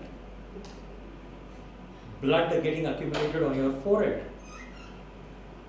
When does blood come? Sweat comes normally on your forehead. When does blood come on your forehead? My God, you did. I mean, I was just talking about one of our professors. He asked me like, you know typing skills? I said yes. He said, you know how to drive a scooter? I said yes. Then you are qualified in 2 things to do research. One more thing. He said, you buy a Fevicol bottle, apply it to your seat and sit there. You don't have to move from your chair. You get that? You will have to ruminate sitting hours together. Ideas don't come. You have to sit, you'll have to think, you'll have to read, you'll have to go about it, dissecting your thoughts. That's where you start generating ideas. And it doesn't sound, you see, writing is easy, said, but all you need to do is take a white blank sheet of paper, stare it. How long do you stare? There's nothing on it. What do I get by staring? At some point of time, all I get is blood droplets accumulating. And that is what gets you to become a writer, he says. The other thing is, don't panic at this stage.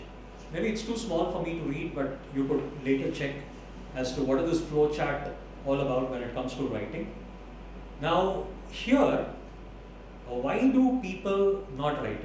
You write journalism, they talk a lot about this particular thing, which is called as the writer's block. You want to write, but you're not able to proceed. You're not able to write. You have everything in your mind, but you can't put it on a paper. You're too quick on the keyboard, but your fingers are not actually moving. Now this is what creates what is known as a writer's block. And these two people, that is Sylvia and Boyce, they tell what are the reasons behind the writer's block. The first reason they say is laziness. That is to do with the procrastination. You postpone. I am being taught that now, I don't know, most of the journals, most of the conferences, they say you first give your abstract, then you give the main paper. But I think it is illogical because your abstract will come only when your final paper is done. But abstract these days are to confirm that you will send a main paper. And they give you dates. They extend the dates. And I've seen many times, umpty number of times, tomorrow evening is the deadline for submission. People keep working till tomorrow evening. Now what are you calling for? That is procrastination. And the biggest thing that doesn't allow people to go ahead for writing is fear of failure. We don't want to be rebuked. We don't want somebody to find fault with us. We don't want somebody telling what you have done is trash. We don't want to hear those words. We want pep talk. We want words which are very pleasing to our ears. Somebody writes a mail and says, this is wrong, this is irrelevant, change this, change that. We don't want that. That is that fear of failure. We look at the Telugu word and thesis, Somebody interpreted as thesis rasedani thesis antar. Cut, copy, paste kind of a thing. That's called thesis. Now, if I can do that, I think I can generate an article every day. But those people have got 20, 30, 40, 50, 60 articles. Who stopped me from doing? I said, no, it should come out one of the best, it should come out in EPW, it must come out in the best journal. So I was after that, perfectionism, and I gave up. So you'll have to refine that. Maybe you aim high, you will come a little lower. You aim low, you'll come much lower than that. So perfectionism is not that very good here. Another thing is time pressure. People said when they put pressure on you, creativity doesn't come out. You can't come out, you can't think naturally. So I can't think, leave me free. Give me 1 year, give me 2 years, I'll write. That doesn't happen. Another one that is there are personality factors and mood disorders. Or you ask the people who write stories and lyrics for songs, they are cut off from everyone, they get into nature and start writing. You need to build, my table looks very unkempt, lot of trash, disorganized. I don't feel like writing. There are times, there are this attenders in the office. They feel so bad the way I keep my table unorganized. Unlike this table is very much spick and span.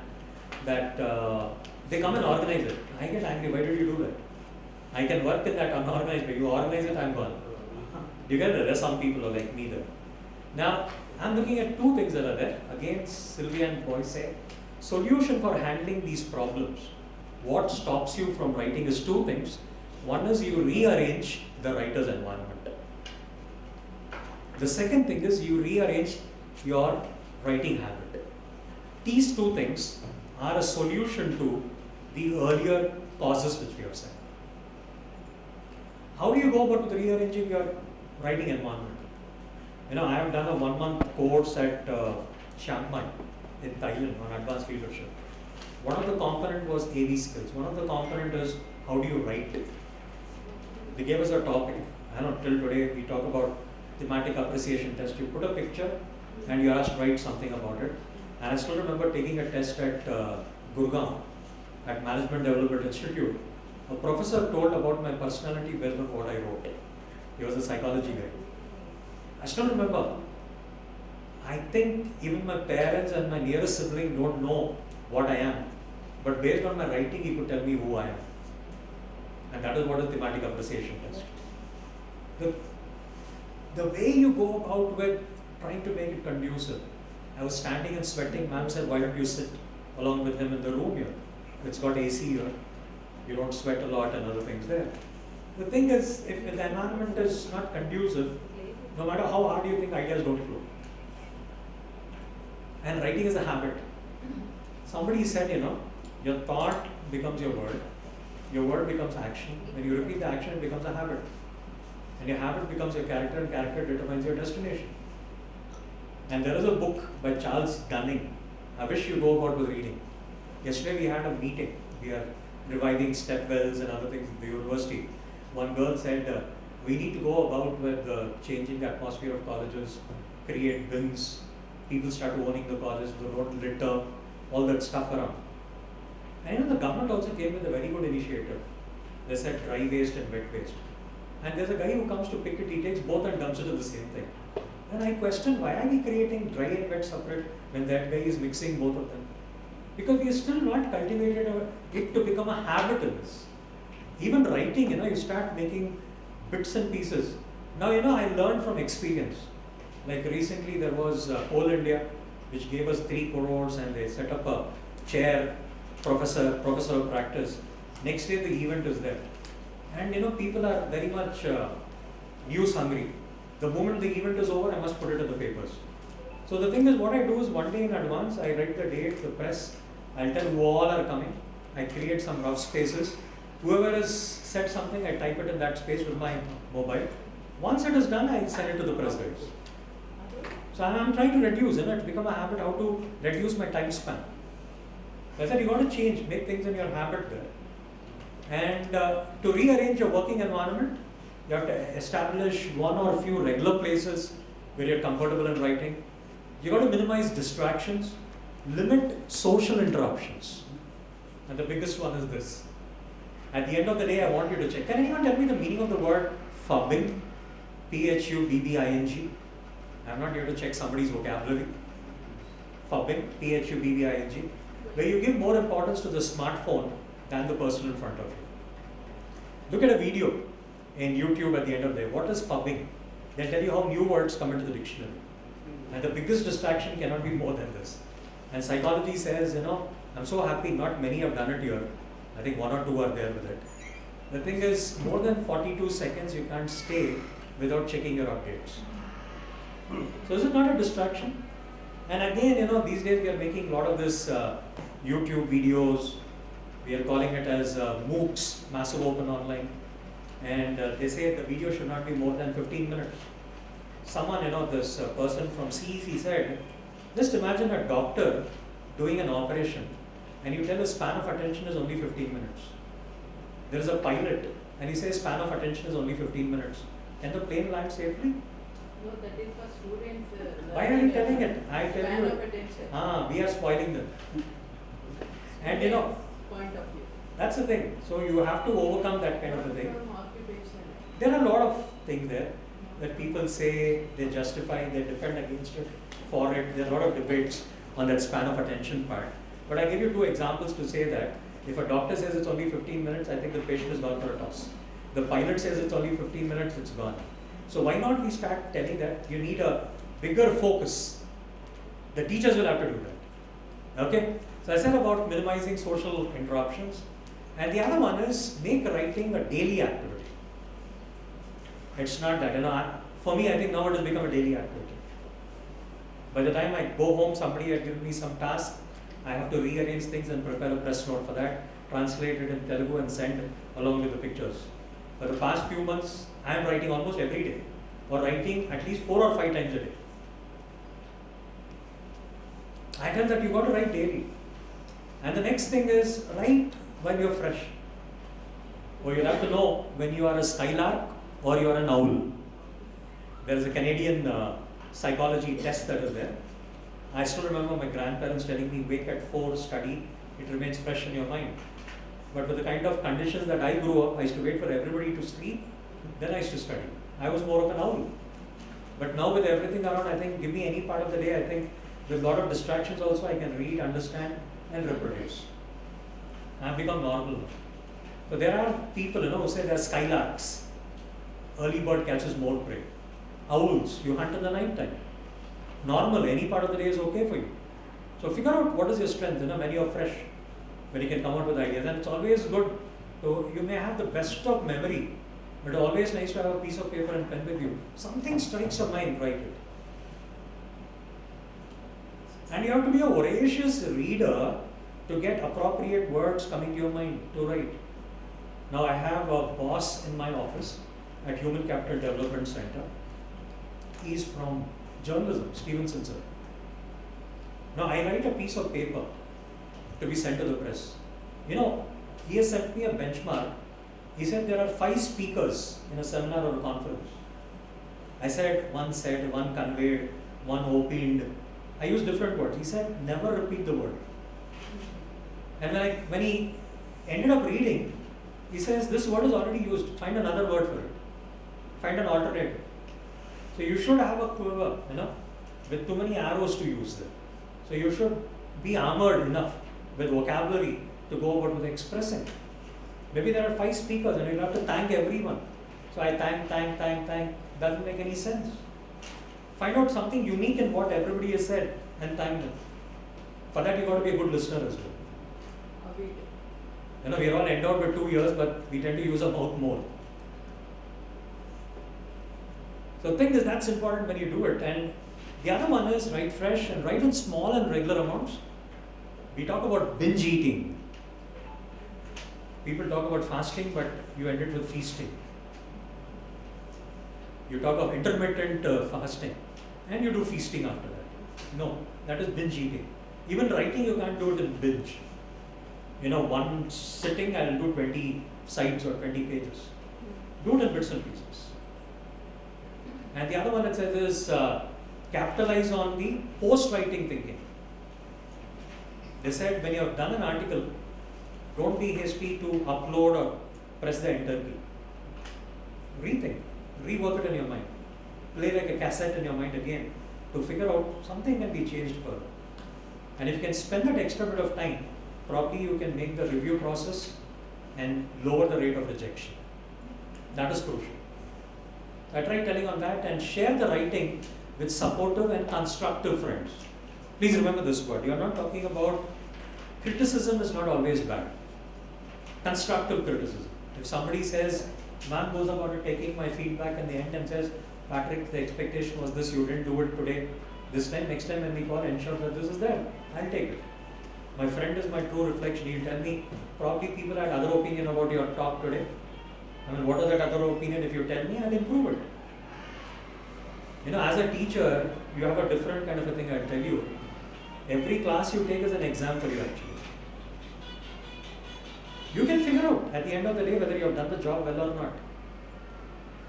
You leave the room, you would know that you are in cloud 9, you have done a wonderful job in the class. When you leave down, you're sulking, you feel very bad, you didn't do your performance well in the class. You're your judge as well, and others also give you an opinion. It's constructive, nothing wrong. And then I'm talking about make time to write. I said you got to recognize where distractions come from. And first time you don't aim at perfection. I had an office boy, when I used to type, I used to come back again. So it was red, change it, again come back. He said, sir, you are stopping the flow of your thoughts. Keep on typing. Later you start checking your spellings and grammar and your punctuation. But when you go back again, you're stopping the flow of your thoughts. There are certain things which come out of experience there. And start by reading what you have produced. Lead BRAOU, that's another important thing. And do not stop writing at the end of each section. There are a lot of other things you would look for. But when you look at the writing part, what does it compose of? First is you have to find a topic. I have a huge write-up, that is a Word document that is there. It has got around 18 to 20 pages, single space, I have put in there. I wish that you go through that article. How do you find a topic? Contemporary, relevant, catching somebody's attention.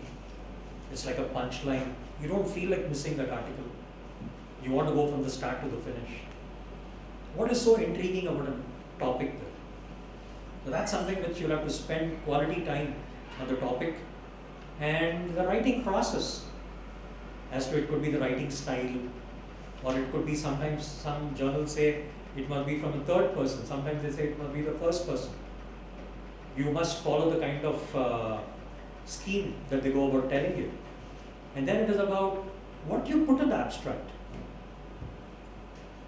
Your objective, your findings, your methodology, all in one para. Should be more than half a page. And you know, in your writing, you've got to be very careful. Like there are small things we have been taught in our school days. Anyone will tell me, when do I change a para? When I move from one para to the other, when my idea is changing.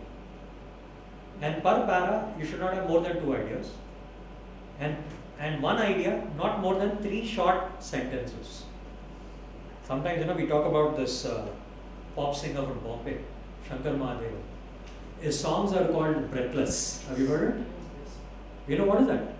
He's so skilled, without a break, without taking a breath, he can sing. But when you make somebody to read your writing, you're not there to test their breath. You have to give some pauses. Comma is a pause. Full stop is a pause. When you read a quote, the tone changes. So you got to be, in a way, how you go about with making it more appealing to the reader. You're not writing it for your sense. And people have attacked me at times, they said, you write lengthy sentences, break it. Make it small. You write passages. No, it has to be in small paras. And when you move from one idea to the other, there should be a link between the previous ideas. You can't drastically change the ideas also. There should be a subtle change. And in writing, they talk about a funnel approach. You move from a very broad to you come to a narrow kind of a thing. That is how the presentation got to be there. That's something about writing there, abstract. And what do you put in the introduction? Your introduction can't be more than 2 or 3 pages. If it is a 15-page limit, there's a word limit or number of pages limit, it can't be more than 15 to 20. Then you say that your introduction can't be more than 2, and somebody reads it. They got to get a feel why research is done on this topic. They read your entire introduction and they feel, I'm not able to figure out why this article is written. Then you are beaten in the first thing. They say if somebody is reviewing, 80% of the rejections happen at the editor's level. 80%, it doesn't go even to the next level. And what they look for is your abstract, your introduction, and your conclusion. And if you are not able to catch somebody's attention in these 3 places, it doesn't go to the next level. So how does it catch somebody's pulse? Now that is where you have to really work on. I said about abstract, introduction, conclusion. 3 very essential things. There is body, there is discussion, there is data. And I tell you today, we are spoiled for choice. Especially with the arts or maybe even management, commerce, many fields I have found. There is plethora of tools of analysis. And there's another thing that we know, that if you can't communicate, you can't clarify, you confuse. Are you getting me what I'm saying? People, to prove the same point, they are using 20 tools. I said, when you can prove it with one, why do you require 20?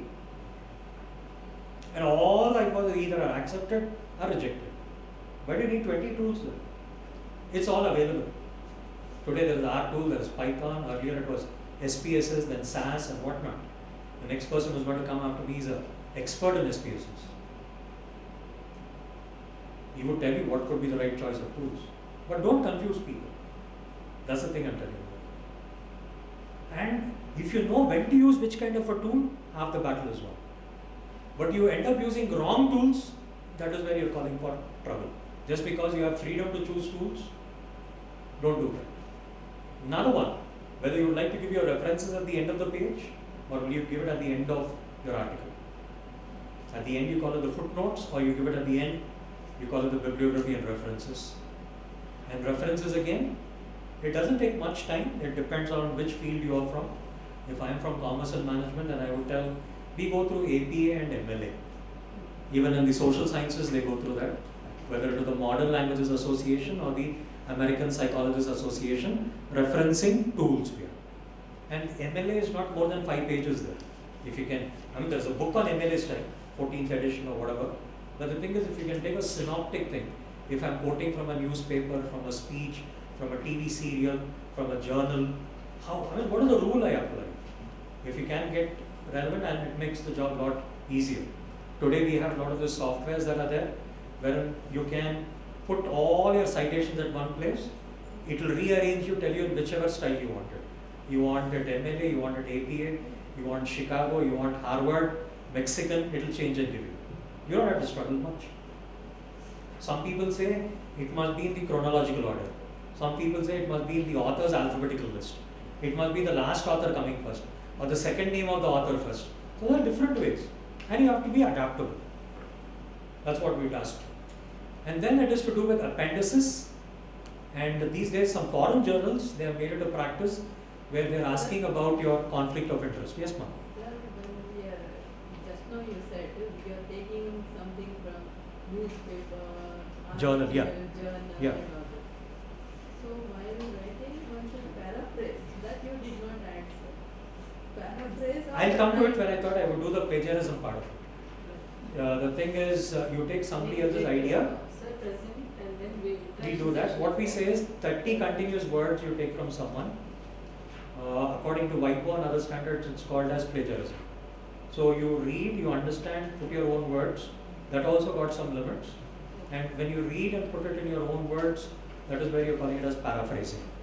Agreed. Now the thing is the length and the style. So that goes with the whatever scheme the journal goes about telling you. And most of the articles that we write can be there anywhere along these lines. It can be any analytical developments.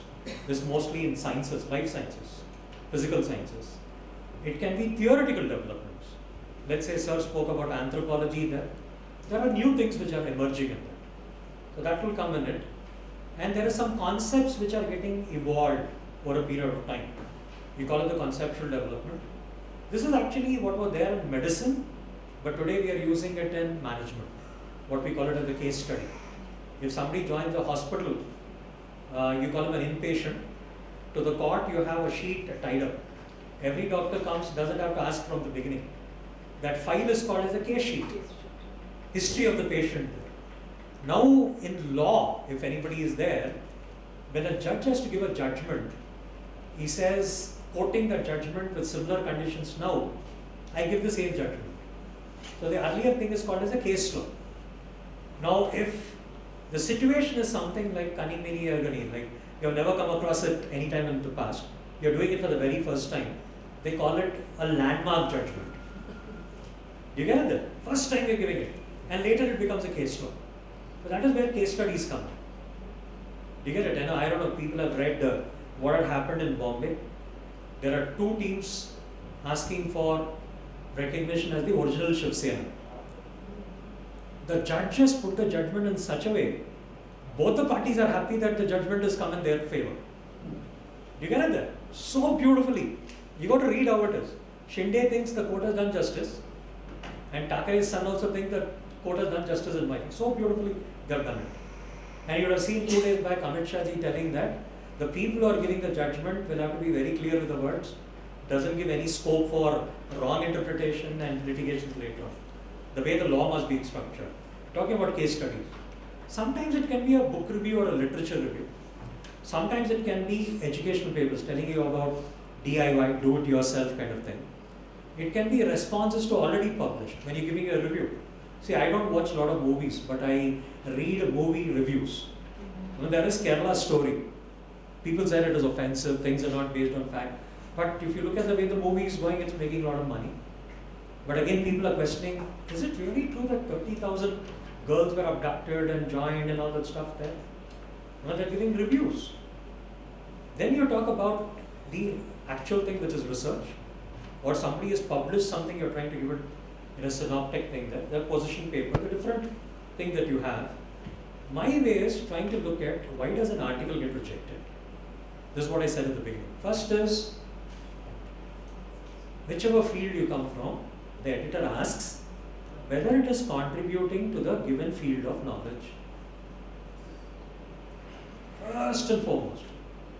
If the answer is yes, it goes to the next stage. If the answer is no, the paper is set aside. The second thing, now this is where it happens, where things are there in your thought process, but you have not found the right choice of words to write it on paper, which you call it as articulation. That is where you say that you have poorly framed the research problem. We always tell it, samasya ardham cheskunte sagam varaku parishkaram dorikinattu. A problem well understood is half solved. But we have not understood the problem itself. We have wrongly narrated, or we have misunderstood and put it in a different way. That is another way it gets rejected. Or the existing theory is not sufficient to back what things you have brought in. So it lacks theoretical or empirical development. Or people say, is it putting the cart in front or the animal there? Now you're talking about idikkad ravala, takkad ravala, tala ledu, toka ledu. We start arguing about a paper, which means something went wrong with the organization and presentation. The next thing is inadequate conclusions.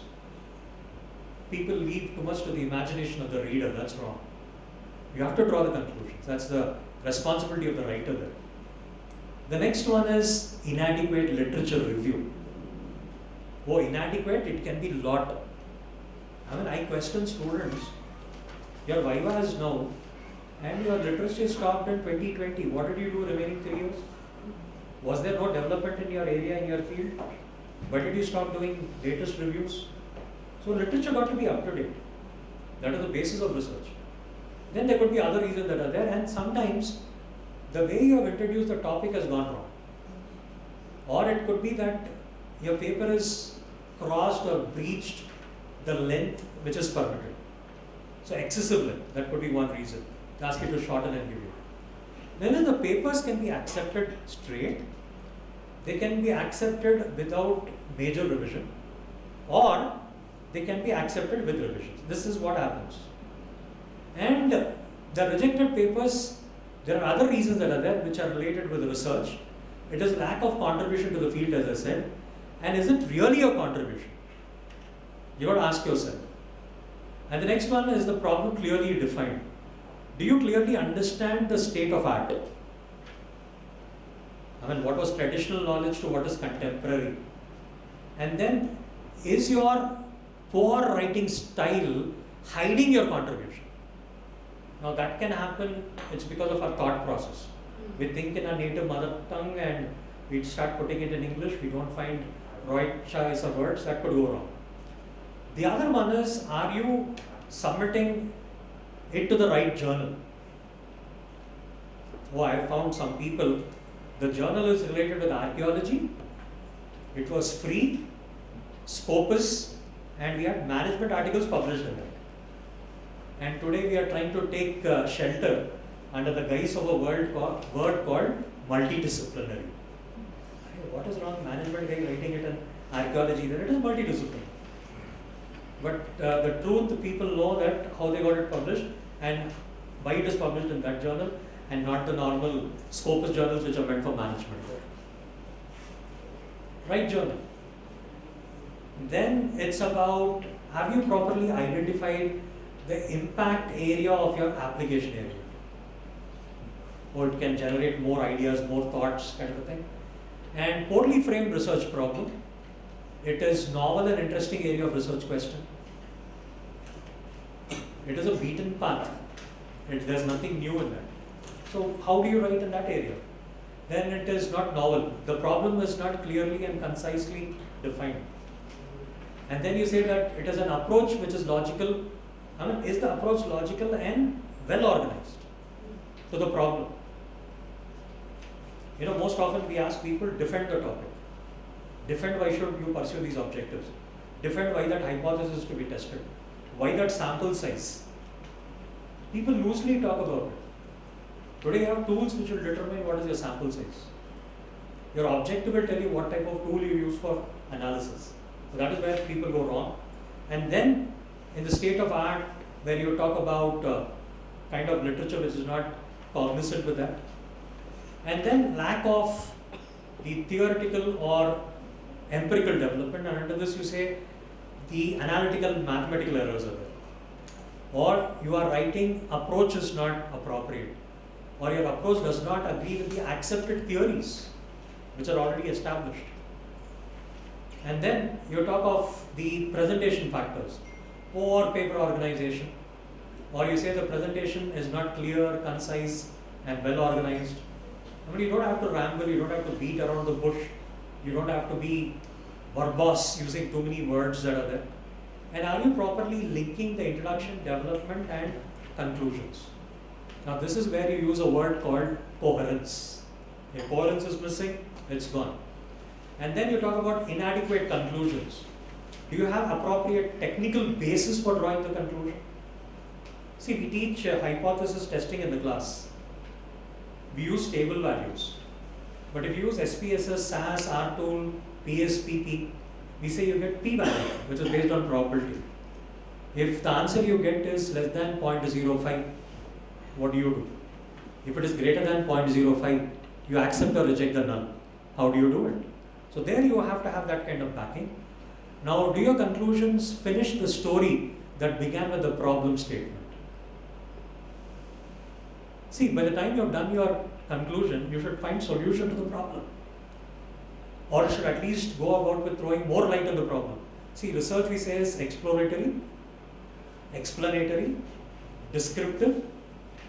So you'll have to be, what is the other one? Analytical. A lot of those things that you have. And then you talk of the unclearness that you have in the introductory section.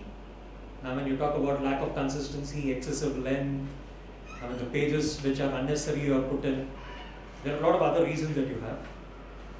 Now, look at this process that you have when it comes for the submission. I take a few more minutes and leave it for the question and answer kind of a thing there. You talk about finding the right journal. You need to do the cover letter, submission. There is a process where people tell you whether it's accepted or not. Then there is rejection. Then you'll have to look for if you can make changes the way the editor has told you. Then if you are able to match their expectations, the publishing happens. Now, this is a very standard form across the globe. Maybe it varies by journal to journal. I give you a few examples. It has got limitations. They say the format in which you write is an acronym which is called IMRAD, where an introduction is what do you start, methods that you have used, results, what did you find, and discussion, what do you all mean. It's called IMRAD. The other one is limitations is it doesn't talk about the paper title, the author, the summary, the acknowledgement, and references. And here you say there's a changed part, how your article should look like or a published work should look like. You got the title, you got the author, now you have multiple authors as well. You give the abstract or summary, you have keywords also. Then you do the IMRD, then you do the conclusion, acknowledgements, and references. Typical structure of how an article should look like. I had a mentor, Krishna Kumar sir, to whom even Ravindra is aware of. What he used to tell me is, you put a skeleton, soft copy, you have a skeleton, title, author, and all that stuff. So whatever you get, start filling that slots. So I don't miss out on anything. And it will help me to review. And it will help me to connect. It will help me to rearrange the paras if I have lost connection and other things. So that's one part. This is one journal, I've taken an example. This is Indore Journal of Management. They say this should be the structure in which you should write, where you have introduction, you have evidences from the existing literature. They talk about scope of the study. Scope must be in terms of geography, concept, and time. To what you limit. You're doing the work in Telangana and you say pan-India, it doesn't work well. I mean, which year to which year is your secondary data? Okay, what do you want to limit your work to? So you're trying to create a scope. And then it is about your objectives, and objectives always have to stem from gaps in literature. and you want to prove your objectives empirically, your hypothesis must be related with your objectives. To meet the requirement of the objectives and hypothesis, you do the data collection. So you'll have to talk about research design. Design usually talks about the sources of data, whether it is primary, secondary.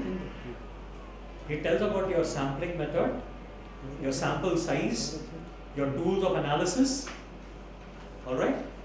It tells about your scope. I repeat again, research design, sources of data, primary, secondary, sampling, random, non-random, if you use it, sample size, it is finite or infinite.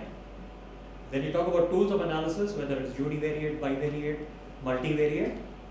Then you will talk about the scope and limitations. That's research design. Research design is the compass. It is the foundation on which your entire work will depend on. And then you're talking about data analysis and interpretation, findings, suggestions, implications for future research, and directions for future research. Right? Now this is Shillong journal. Their structure is like this. They said we wanted in the order of introduction, review of literature, gaps in the existing literature, objectives, methodology, analysis and conclusion. And then there's another journal of applied finance, they put it in this order. Now there are one or two things I thought I could put it to you very strongly and leave it there. Now these are words which are accepted when you write objectives. Look at those words. It says that words like to examine, words like to analyze, words like to determine, words like to explore, to evaluate, to assess, to estimate, to identify, to compare, to establish. Now I don't know if you have done articles in the past. I have written umpteen number, I have around 28, my count, but I believe I have not used these words. And it was an eye-opener to me also. And you're not supposed to use a few words in objectives. So I'm putting out that list next. This is the list. Please, when you're writing the objectives, don't use words like to find. Words like to study. I find this word most often used. Words like to understand. Who wants your understanding? It should be others understand from your work, right? To know, okay. Now to know doesn't come in. To explain. People don't want lecturing there. And to suggest. The outcome of your research is to give suggestions. You're not pursuing a research to suggest. So please look for avoiding such words. And further, you look at what these objectives actually mean, but very quickly if you look at your objectives will tell you what kind of research is it. If your objectives are clear, complete and specific, your work is descriptive. It is clear, complete, specific, and you're able to identify the main variables. Then you go into correlation studies. There's a difference between the word correlation and association. Association we do for attributes. Correlation we do for things which can be measured and expressed in terms of numbers.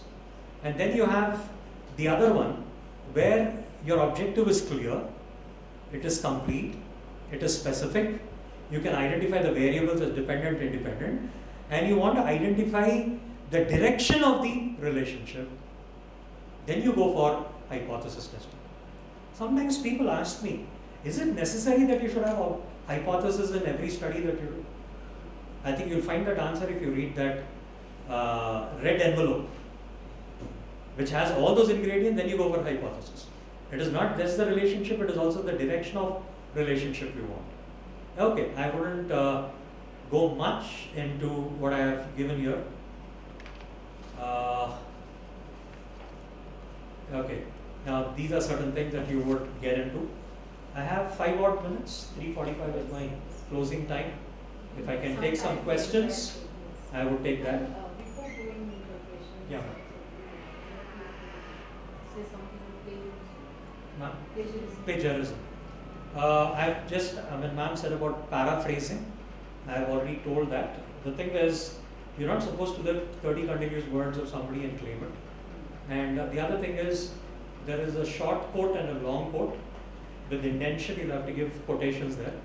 And when you acknowledge by giving a proper citation, your plagiarism count comes down. But people find verbatim you have looked at somebody else's word and put it in your work without acknowledging somebody else's work. I mean, the plagiarism count or the similarity index goes up. And what ma'am has said, if you can paraphrase, I mean, that also has got a limit, but if you can paraphrase, I read somebody else's work, I use my knowledge of English and translate and put it in my words. They don't look similar, so you don't get into that. And there are different ways how people do it. And you know, I come across a lot of these ghost writers, people who say that they can reduce the, what you call the plagiarism count and other things. What the software is actually doing is, for the same word, it will suggest you alternate words. So you don't show the similarity of somebody else which is done, and you're able to come down. And the other thing is, there is sometimes a mutual thing. I ask Brother Ravinder, you write an article, include my name, I write your article, I include your name. Now that is a fraudulent way of trying to tell it. It's unethical, unethical authorship it's called. That person must have an idea of what my paper is. I should have an idea what his paper is, what my contribution, and don't get into that mutual part.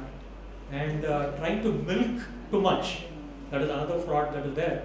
Same article, change the title, do some cosmetic changes, give a new title and get it published in a new journal, and somebody asks, look, the title is different, the content is different, and you try doing it, that also is wrong. So, and there is one which is called as mosaic. In tiles, different colors will come. I want to make one new textbook. So I take 10 textbooks, pull out one chapter from each, pile it together and give it as a new textbook. That is called as mosaic plagiarism.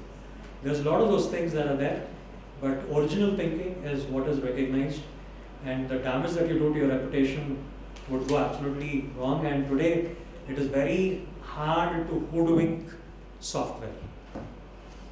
Somebody comes out and there is also what is called as ethical hacking, and people do that also. They said you replace the O's with 0, and I have found some places wherein people write trash in between, they get a very low plagiarism count, and later when they submit they come out with a plagiarized version.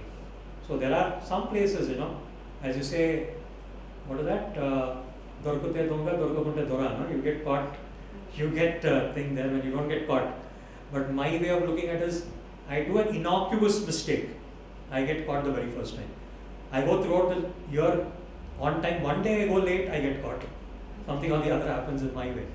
But I tell you, it's always nice that the ramifications are very hard. See, you are talking about crime, Academic crime is plagiarism. You talk about blue collar, white collar criminals there, but academic criminal is somebody who claims somebody else's work to be their work. And the punishment is very harsh. Maybe it's a matter of time when we get caught. Already, when we started off that, from 25% we said, now it is brought to 10 and below. And they said your guideship can be snatched, your increments could be stopped, your promotion could be stopped. So don't allow that to happen, and people can dig out your past articles also to check. Today we have that RTI and other things that are there. So it's little, if we can put that extra bit of an effort, I think we can avoid that insulting thing of being called as plagiarized version. So that's something, and when it comes to IPR, I think G.B. Reddy sir has got a session. So he will share more about it. And no shortcuts, and that's one thing I told you. You need a lot of patience, a lot of focus, and if you are there for writing. But if you lack patience, you lack focus, you want instant results, you don't fit into the writing role. Simple. You curse me, you tell me anything, I said including me, I don't fit into the writing role if I'm not patient enough to write. It's a long journey. It's not something which happens overnight.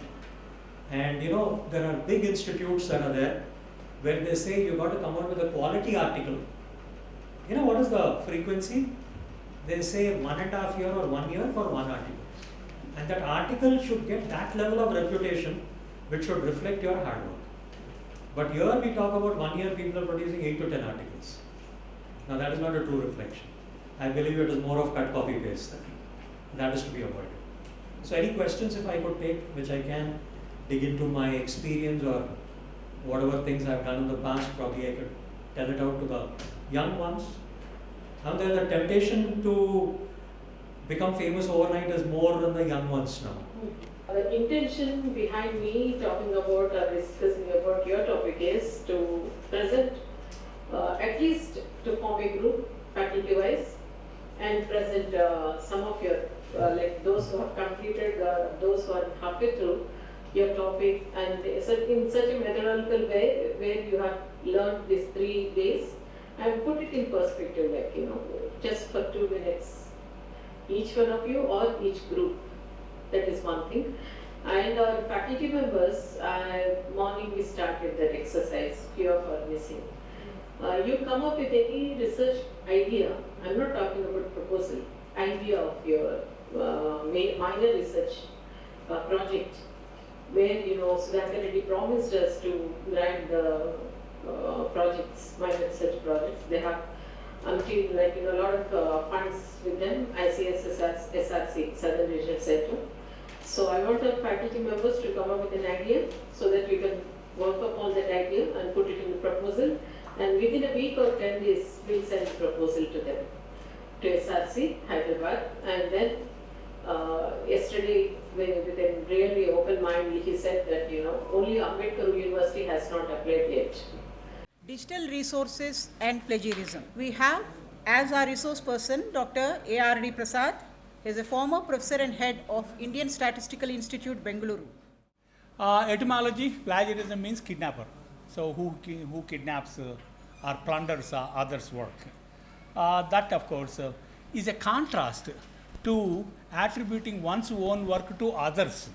Actually I came across at least some 16 Manodharma Shastras. Everything was written by everybody to suit the king's purposes. So we know that there are many versions of many things, and people say that why they attribute others their own work to gain credibility, because Dharma Shastra means you have Apastambha Dharma Shastra and all that, but how to push a big man's name. And the euphemism for plagiarism is similarity check. Euphemisms are milder words for a strong concept. And how do you pronounce? Actually, I am not trying. We tried, but there is some problem. Because I keep hearing everybody saying plagiarism. It is plagiarism. Okay. Not that I pronounce everything correctly, but I am a bit fussy about pronunciations. If I know somebody corrects me, I immediately follow. Like in the hotel rooms, if you have a big room with front room, back room, everybody says suite. It is suite. It's a French word. Okay, SUITE it is. Okay, French guys have their own quirky ideas about pronunciation. Okay, many letters they don't pronounce. Okay, anyhow, leaving that. I wonder whether you heard of, there was a great author, my favorite author, by name Rahul Sankrushayan, and he wrote a book called Vedic Aryans. But again, he says there is another friend of him who knew much better about Vedas than him, but he never bothered to write. His friend never bothered to write. Okay, and you know that the entire Socrates dialogues were written down mostly by Plato. Okay, and then we come to jumpstart plagiarism. Okay, one is crude plagiarism, that is lift it, paste it, cut it, paste it. Okay, we say marking and parking technology. Then self-plagiarism, because of the pressure from UGC and all that, people keep on writing the same thing, changing some cosmetic changes, and change the title and maybe first paragraph. Then after that they don't bother about it. I know sometimes once some NIT Tiruchirappalli people asked me to evaluate their papers on image processing. I told them I am not good in image processing, that is not my area of specialization. No, one Japanese guy, he recommended you, that's fine. Finally I thought, okay, let me learn on plagiarism. First I did plagiarism check. All the 4 papers in 10 minutes it's over. All are plagiarized, sent it. My review was done very easily. Okay. Then steal an idea but not the language. Much of the plagiarism software, remember, it uses what is called Levestin distance algorithm, similarity checks. Actually, it is used in fuzzy search also. English language is such a wonderful script it has. Anybody can, I think throughout our life we keep on learning the spellings of many words. And in US, jocularly they conduct spelling marathons. Okay, some Indian kid got first prize in spelling system and all that fancy things. First thing is it's a hopeless script. The problem with that script is Indian scripts, all of them were derived from Brahmi, and we have 52, 56 characters depending on the language. Here 26, and there is no one-to-one relation between character and sound. C can be pronounced as cherish, cha, okay, and kerishma, ka, and center, sa. So because of this, lot of schedule, American, British, all kinds of spelling, this one pronunciations are there. Then camouflaged plagiarism. They cite the author, but they don't give complete details so that nobody goes and checks whether how much he lifted it. Then disguised, that is cross-lingual. The best way of plagiarizing is put it in Telugu, translate it back into English, because this plagiarism software cannot detect it. Okay. Maybe AI one day would say, hey, this idea is already stolen. But how many really ideas are new is a big question. Then legalized plagiarism. I mean, I am trying to give my own definitions. You know, some bloke in US, he patents haldi. Who is he? Or neem. These, which are the traditional things, you know. Just because some patent laws in US are somewhat funny, these guys patent it and say anybody uses turmeric powder, they have to pay to them. Then stylistic plagiarism, that is, you are not copying the idea, you are not copying the language, but you are copying the style. You know, for a long time there was a huge debate whether Ashwaghosha copied Kalidasa or Kalidasa copied Ashwaghosha, okay, because their styles are different. And of course, our Pandits, oh no, Kalidasa is the greatest. Later we know that Ashwaghosha at least 4 centuries before Kalidasa, okay. But again, you know, all the later authors acknowledge first Kalidasa Stuti, then they write their own poetry. But again, why? Because that Ashwaghosha was a Buddhist guy. Okay. Only exception is this that dictionary in Sanskrit. That's Amarakosh. Amarakosh, I think, though he was a Buddhist, everybody studies Jains, Hindus, everybody by heart Amarakosh. Okay, leaving that. Reviewers plagiarism. I know a distinct case. He is a reviewer for one of the IEEE journals. If he finds a good article, no, he rejects it, asks his students, hey, rephrase and let us publish with my name. Okay, that is also. And you know, there are many people I know, but I cannot tell their names because it rakes up the hornet's nest that they have 400, 600 publications. All were written by students, they put their name. And you know, in defense and ISRO labs, whenever you write an article, the boss has to say, okay, no secrets are revealed. He would say that only if his name is there in the author's list. So this is also plagiarism, okay? It may not be just copying. Conceptually, you are using the situation and increasing your this one. And jocularly, I write anticipatory plagiarism. You know, the Freud has this Oedipus complex, Electra complex, and all that, which were derived from Greek mythology, Oedipus Rex. Okay, so is the case. Arthur Clarke. I don't know whether you read the science fiction 2001: Space Odyssey. Later, it was made into a movie. Whatever he has written, much of it was similar to Apollo 11, which came much later. Okay. Now, highly controversial, flammable stuff I am talking about. Okay, did Shankaracharya copied Nagarjunacharya? Because one of my philosophy friends, he was telling in one of the conferences, both have written in Sanskrit and in toto, lifted. Okay, that's why Ramanujacharya calls this guy is a Prachanna Buddhist. This Shankaracharya means his Maya Sunyavada of Nagarjuna. Nagarjuna belongs to 2nd century, and Shankara belongs to about 8th century, that is after 600 years. Then, Patanjali Yoga, nowadays there is a big clamor about Patanjali Yoga, and one guy is selling himself like anything with the market products on Patanjali. Some people, at least Rahul Zankrushain told, much of Patanjali Yoga Sutras were written in Satipatthana Sutta of Buddhism. Okay, I talked already about Kalidasa. Factors encouraging plagiarism. What made? Why people plagiarism? Okay, because we have a slogan, no? Even in my younger days, we had a slogan, publish or perish. If you are in academics, if you don't publish, you are perished. Then promotions, we don't get promotion. At least in my institute, they don't see any other achievements of you. They say only publications. Of course, there is, don't think we are above. Everybody has their political ulterior motives in setting up the criteria for promotion. Then flawed rules by apex bodies. Until recently, I think UGC said this many, immediately overnight, lot of predatory journals popped up. If you pay money, they print any junk, because nowadays web-based publishing doesn't require much money to publish. Okay. Then of course, then citation studies.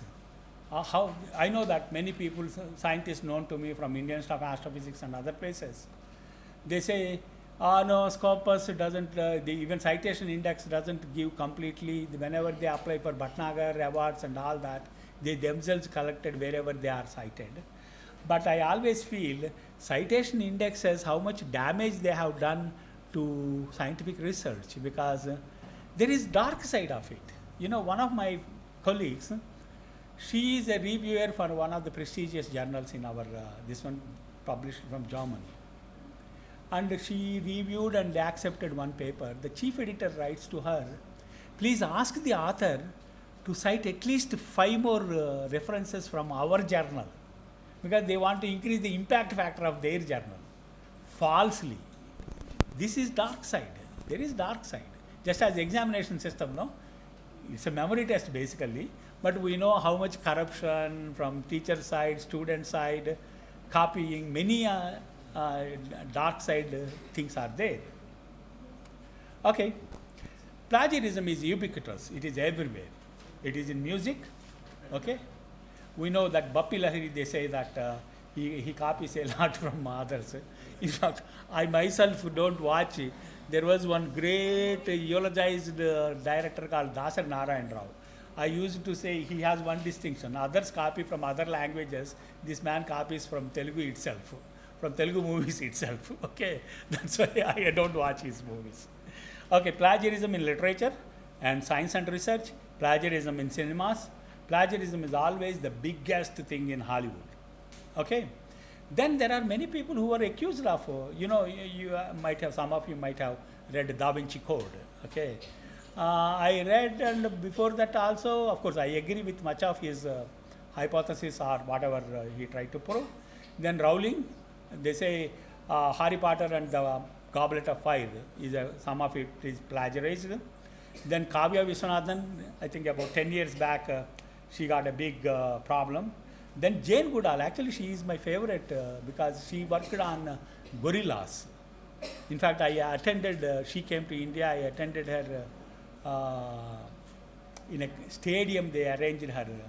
And I found stadium is full of people. I thought, how on earth the Jane Goodall is known to so many Bangaloreans? Later I came to know Shri Ravi Shankar is attending. And his lecture is there. So people came for him, not for Jane Goodall. But she is also, her seeds of hope is Chetan Bhagat, of course. I don't read fiction and I don't like this kind of mushrooms. Okay. What helped? Oh, sorry. You are recording, no? I am making very, very drastic statements. Okay. That is the problem with me. Okay. What helped detecting plagiarism? Printing press. Actually, printing press helped us. Good old days, if something is not published, there is no way. I know many theses were pulled out from the dungeons of the library and people just get it typed and submit it again. Now at least with Shodha Ganga, Shodha Sindhu and all the, this one can detect on the internet what is plagiarism. And similarity checking software is there, then image processing, of course. how, when can we compare image retrieval? You might have tried images.google.com, but if you search, if I press ARD Prasad, Lallu Prasad also comes. That means what it does is, it doesn't really identify my picture. It looks at the text around the picture, and wherever the Prasad word is there, it pulls out. So all kinds of Prasads are retrieved. Okay.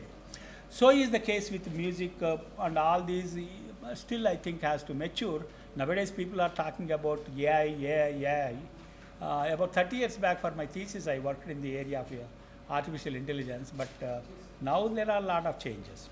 Okay, inaction against plagiarism. Authorities themselves copied, so that's why they don't want to take any punitive action. I know that one faculty member, I complained. No action, because they thought it may pull out some more skeletons from their cupboard. Okay, do not want, favoritism, then ignorance of implications, then of course not having an organization. But now in India, it is in place, there is something, plagiarism disciplinary authority. Okay. Then incidents I heard, leave it. I think we are short of time. There are some software, Turnitin, these are all commercial, but normally I go for open source software which are free. Turnitin, Authenticate, Urkund. I think Influminet once was using Urkund, now maybe Turnitin. Okay, I am not sure. Okay. What is excluding? In fact, if they check the plagiarism software, you can say ignore quote and unquote, because in sciences they don't do exact quoting of the author. They tell the idea and this is the research carried out by so and so, like that. In essence, they explain. But in humanities and social sciences, they try to put verbatim the author's statement and try to pull hair out of the egg. For example, yeah. Yeah, that is true, accepted. So I know, for example, there was one Karl Marx statement. He explained so many things. If this is communism, I am not a communist. So they pull out that statement. Even Karl Marx said he is not a communist. Okay. So these are out of context. If you pull something, it gives a different meaning. That's why quote and unquote are important in humanities and social sciences. Okay. And normally we can tell the plagiarism software, ignore references, bibliographies, and all those things, acknowledgements and all that. Actually, in thesis, one of the trickiest jobs is when you do literature survey, one chapter.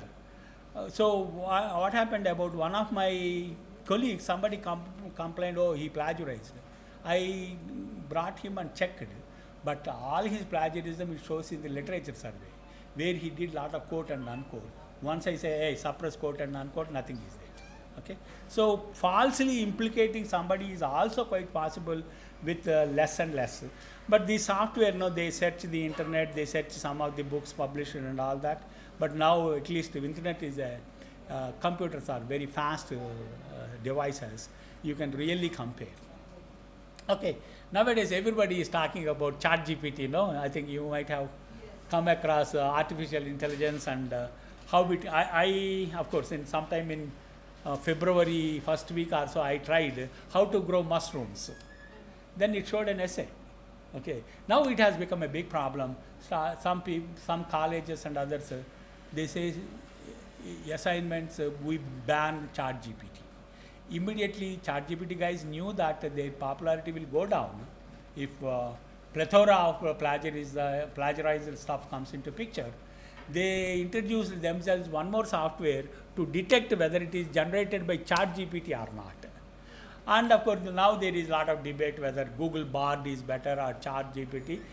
As long as profit is there, this kind of blaming each other would be there. Okay, don't believe anybody, all are commercial fellows. Okay.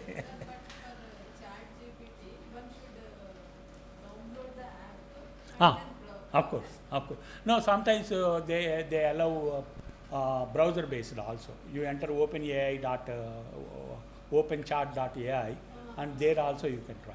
I tried with the browser actually, but you have to register. But remember, this won't be there for long because these are based on machine learning systems. from your answers and complaints, it keeps on learning. So once they stabilize themselves, they will ask money. After all, they are not some philanthropists, no. They are not philanthropic organizations. Google, do you think is a philanthropic organization to give you Google search? So not only that, even if I search some train to Vizag, immediately cheaper train tickets, all the advertisements keep on coming. That means those fellows are watching what I am searching for, and advertisements keep on coming.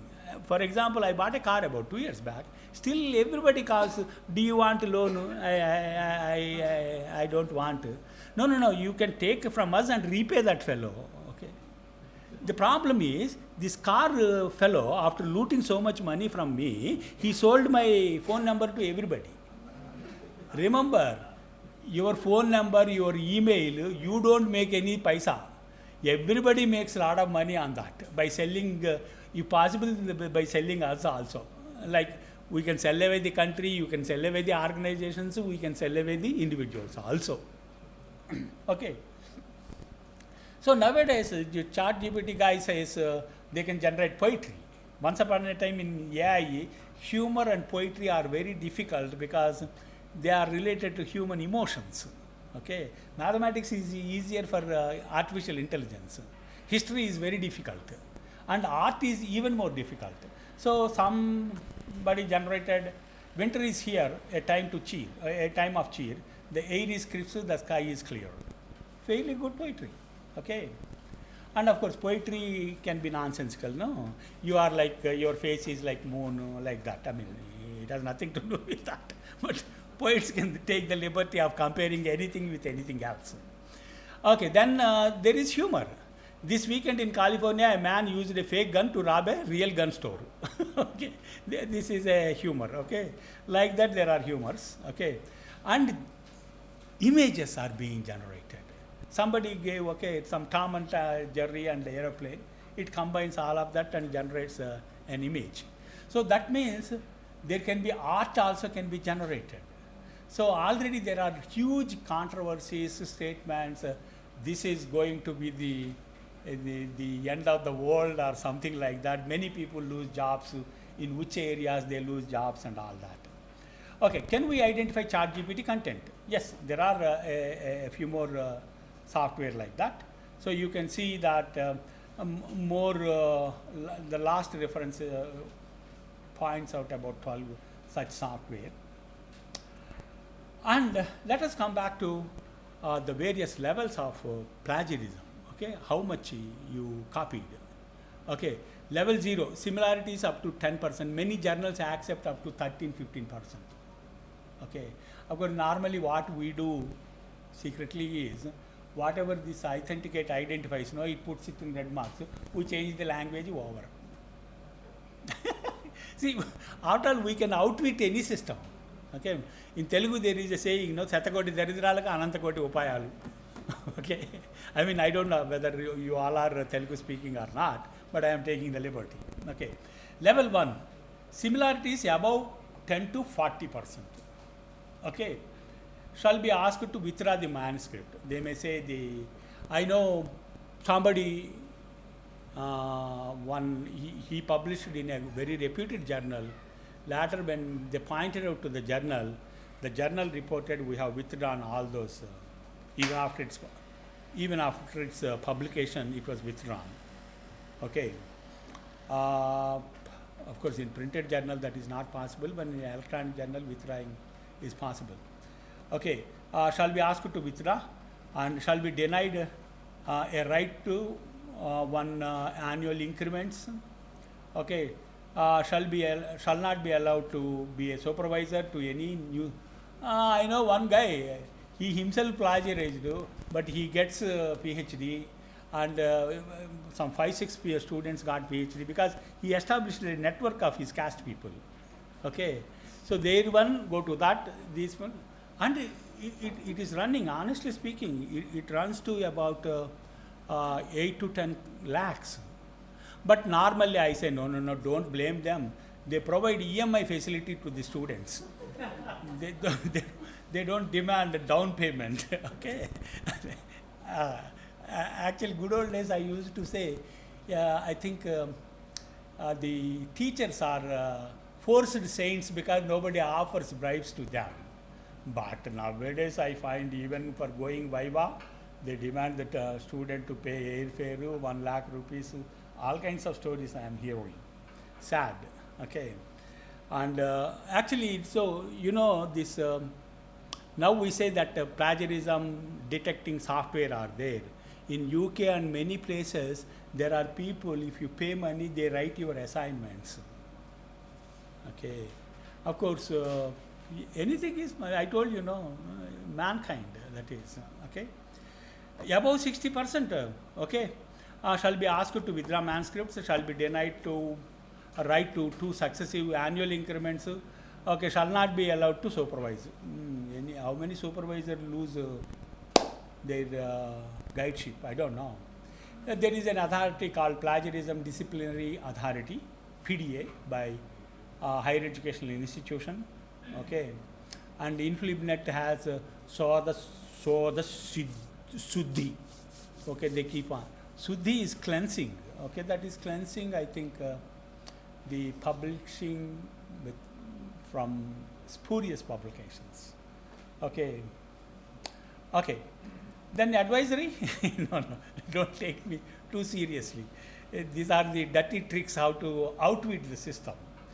Okay, steal an idea, not the language. Take a good document, translate it into your language, retranslate it. Use similarity check software, modify the sentences whenever it is distance. Many software use Lewiston distance algorithm. Okay, that's why Lewiston distance used for fuzzy sets also. For example, proper names, Sharada, S-A-R-A or S-H-A-R-A. If you put fuzzy sets, that means approximate spelling. The Lewiston distance by replacing one character, whether it matches any indexing term, and retrieves it. Okay, and that is the case with C and TREC and TER by jumbling 2 places. Okay, much of it is similar. So similarity also in the spelling. Okay. Of course, in addition, Google and others, they use phonetic based algorithms. Okay, because the sound is same but spelling may be different. French guys, for example, there was one guy who wrote on Vivekananda and Mahatma Gandhi. His spelling is R-O-M-A-I-N, pronounced as Roma, I-A-N, no, okay. Rolla, R-O-L-L-A-N-D, but Rolla, okay, like Metro, Metranda it becomes, okay. Okay, greatest intellectuals are forgetful, okay, how much of our knowledge has unknown roots in originators, okay. If you want to see the UGC guidelines, you can go there and have a look at it. Then just for the fun of it, I collected, actually we say there is, I don't know, there is one software called Tech, T-E-X, like, but that is Greek Chi, Tech, by one of the legends of computer sciences called Donald Knuth. Okay, he says, okay, the best form of appreciation is imitation. If I imitated you means I am giving a lot of credit to you. What's his name? Which one? Donald Knuth, K-N-U-T-H. He says don't pronounce it as Knuth, because K-N we have a tendency to, I think, Polish origin, but a Stanford professor. His book on the art of computing, still I think 3rd volume is one of the, even now people read from my student days. In computer sciences, books become obsolete very fast. Okay, so if you copy from one source, it is plagiarism. If you copy from many sources, it is research. Plagiarism of ideas also can be detected in future for the good of research. Okay. For example, India is producing huge number of PhDs, but what is the value of it? Rather, Chinese are publishing more than Americans. Okay, but the reason is about 25 years back, Chinese tripled their R&D budget. Okay, actually they gave lot of impetus to research. So what about plagiarism in music and performing Oh, everywhere. Now and then, not only everything can be. I don't know whether you saw that old movie, Peter O'Toole and Audrey Hepburn, How to Steal a Million. Okay, her father keeps on creating fake paintings. She's always, she keeps on telling, Papa, don't create these paintings. They are fake ones, I mean imitation paintings. And can be sold. You know, paintings cost a lot, a fortune rather. So, but that is possible. Somebody has to catch them, then they may be jailed. It depends on punitive actions. Okay, some countries, why, I mean, we say no, like we have this, what is that movie fellows keep on crying, piracy. Okay, that is a different kind, of course, they don't create, they only duplicate it. Okay, I mean, it can take different forms, different degrees and all that. Okay, for example, human beings, can you say somebody is very good and somebody is very bad? Only in your Indian movies. Okay, but to my children I am the best dad, for my colleague I am the worst colleague. Okay, so we all have degrees of grayscale. Okay, so how refined your software and all that, how granular your detection and all that depends on how well it is programmed. Okay, anything can be done in this. Synthesizers? Yeah, music synthesizers, yes. Okay, yeah. Oh, I mean, in fact, the most unbearable to me is Remix Raja kind of a program comes. All wonderful old songs, no? They make a mashups, they say, no? They really ruin it. Okay. I don't know, see, because they don't have any more their own creativity, they add some dabba sounds of instruments and say Remix Raja. For that one award also. Best imitator. So it can take different forms, but at a seminal level, it is plagiarism. Anything else? Sir, I have a question. No, yeah, please. I'm having pretty much clarity on what is plagiarism. I want to know what is not plagiarism. No, what? No, I did not. Now, after this session, I'm having pretty much clarity on what is plagiarism. Okay. What is not plagiarism? If you could explain that in What is that plagiarism? What is not? Original idea is not plagiarism. But one thing you remember, there is a Newtonian statement, no? There is a Newtonian statement, I have the advantage of standing on the shoulders of my peers, I can see farther. Nobody creates an absolutely new idea. Okay? But again, many people improvise depending on the context. For example, actually once I was asked to talk, we have a patriarch in library science, one Ranganathan. I think in our field he is the number one even now in the world itself. But it doesn't mean he did not commit any mistakes. So in the introduction, when I was asked in Calcutta University, in the introduction I told, first thing is nothing is permanent. No idea is permanent. Sometimes ideas may require improvement, or you may have to discard it or adapt it to the newer, but it is not again permanent. Okay, one of the basic principles of Buddhism is nothing is permanent. That's why he rejects God, because there is no permanent God, no. So he has to. Okay, of course I like, because to me God is it's a harmful idea, like examination. Okay, I keep telling my students. Anyhow, that is to me. You don't have to agree with me. Okay. Nowadays only people expect everybody should agree with everybody. That is one of the weaknesses of mankind. Okay.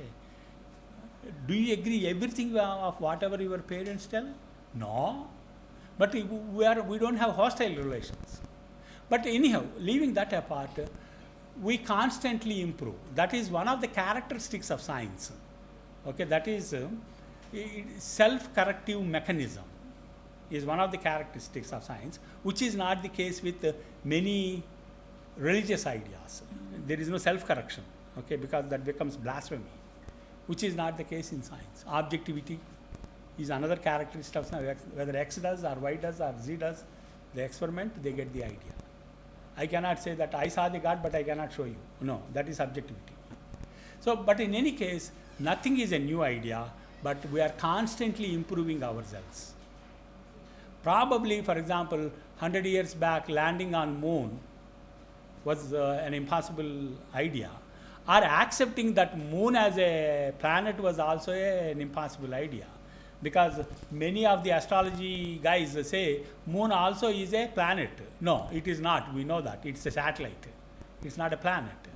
But astrology guys still calculate no, moon as a this one. Okay. So, but again, there is a self-corrective mechanism. But we have to improve. We have to discard old ideas. We have to improve some of the new ideas. Probably somebody told this is the heat generated by sun. But after some more measurements with better equipment, we say no. Yes, the basic idea of calculating the heat generated by sun is common, but actual value is different. So results could be different. Okay, so yeah, I have so many instances in ISRO and other labs. Any other? Because I am asked to talk on one more topic, and I just breezed through that. But again, I was a bit critical of him. Okay, but with hindsight and with more maturity, more gray hair, now I am more inclined to him. I agree. Probably I thought, I used to say he did not participate in independence struggle. But probably I thought he looked for real social freedom rather than political freedom. Now we have political freedom. Was it an achievement? I don't know. I am a pessimist. I think a disgruntled guy. Okay. So this is the university website, library website, not university website. I have WPAC. If you click this, you can search all the books collections we have in our Ambedkar Open University. Then we subscribe to JSTOR, and it has ebooks. Okay. Unfortunately, it is subscription based, so probably you cannot from the campus you can access. Okay. Then there is a Muse project. They also have some ebooks, and again this is one of my dreams is destroying the commercial publishing industry, because they don't generate any, they don't subscribe any, they don't fund any research. But I don't know how far you experienced. If I submit my paper to a journal, okay, and it goes to the chief editor assigns to a reviewer who is also a subject expert, probably my professional colleague in some part of the world, and when he agrees, finally it comes and published. And if it is approved, okay, by the reviewers, everybody has their policy. Some 3 reviewers should accept, out of 3, 2 should accept. Like that they have their own. Sometimes they ask you to modify. And remember, after your submission, if it is a good journal, after 2 years only it will be printed. Okay. So there is no recent information in the journal articles which they claim. Conference papers have recent articles because there is a deadline. Should I shut up now? Okay. Okay. So, and you know how much you are paid if your paper is published? Publisher, how much money he pays to you? Nothing. Okay, somebody reviews, no? How much they pay to them? Nothing. And I know one of my close friends, one David Cole, he was the chief editor of one Elsevier publication called Journal of Academic Librarianship. I asked David how much they pay you for being the chief editor of that. He said $100 per annum. Actually, that article, it's journal itself, $800 annual subscription. Okay, and another thing is, after it is accepted, first thing is you have to give 2 undertakings. That is, this was not copied by me or by anybody else. That is, I did not copy this one. This was not submitted by me, okay, or copied from somebody else. Okay, I have to give that undertaking.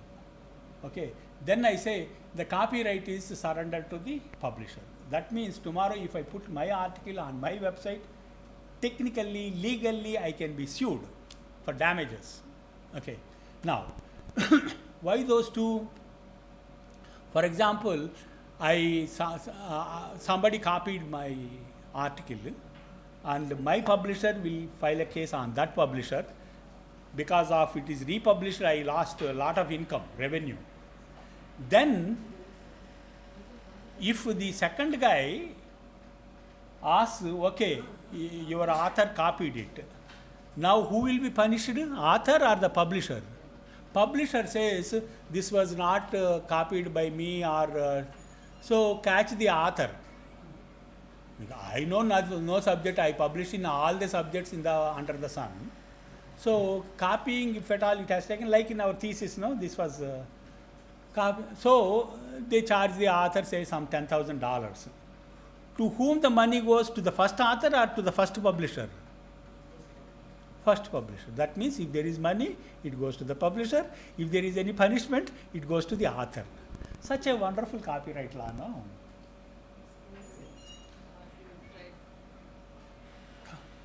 Time, huh? Okay, I stop it. When you have time, I think you can go to the website. This was designed by me. This is, I think, my favorite, Directory of Open Access Journals. More than 13,000 journals in various languages, mostly English, but many, all subjects are there. Okay. Then another also is there. You have JGate, JSTOR, virtual labs. We are experimenting in BRAOU, a virtual laboratory, so that people can do experiments virtually. Then there is books also, free books, DOAB, Directory of Open Access Books. And there is another archive.org. You heard of Million Book Projects. Of course, they digitized a million books on it. And of course, publishers put a lot of cases on them. But you can download a lot of books from them. Okay, and this is about our program, and of course university news, and Dr. Ambedkar's books in English and Telugu we have enlisted. I patiently entered Telugu language and a bit contents also from his books. This is about us, but there are many things in the information sources.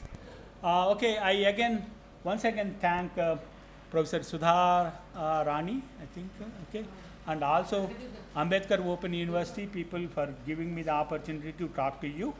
I hope I did not bore you, and you don't have to agree many of my controversial ideas, okay, because everybody has their own mind, okay. So I thank you for your patience in listening to me. Thank you very much.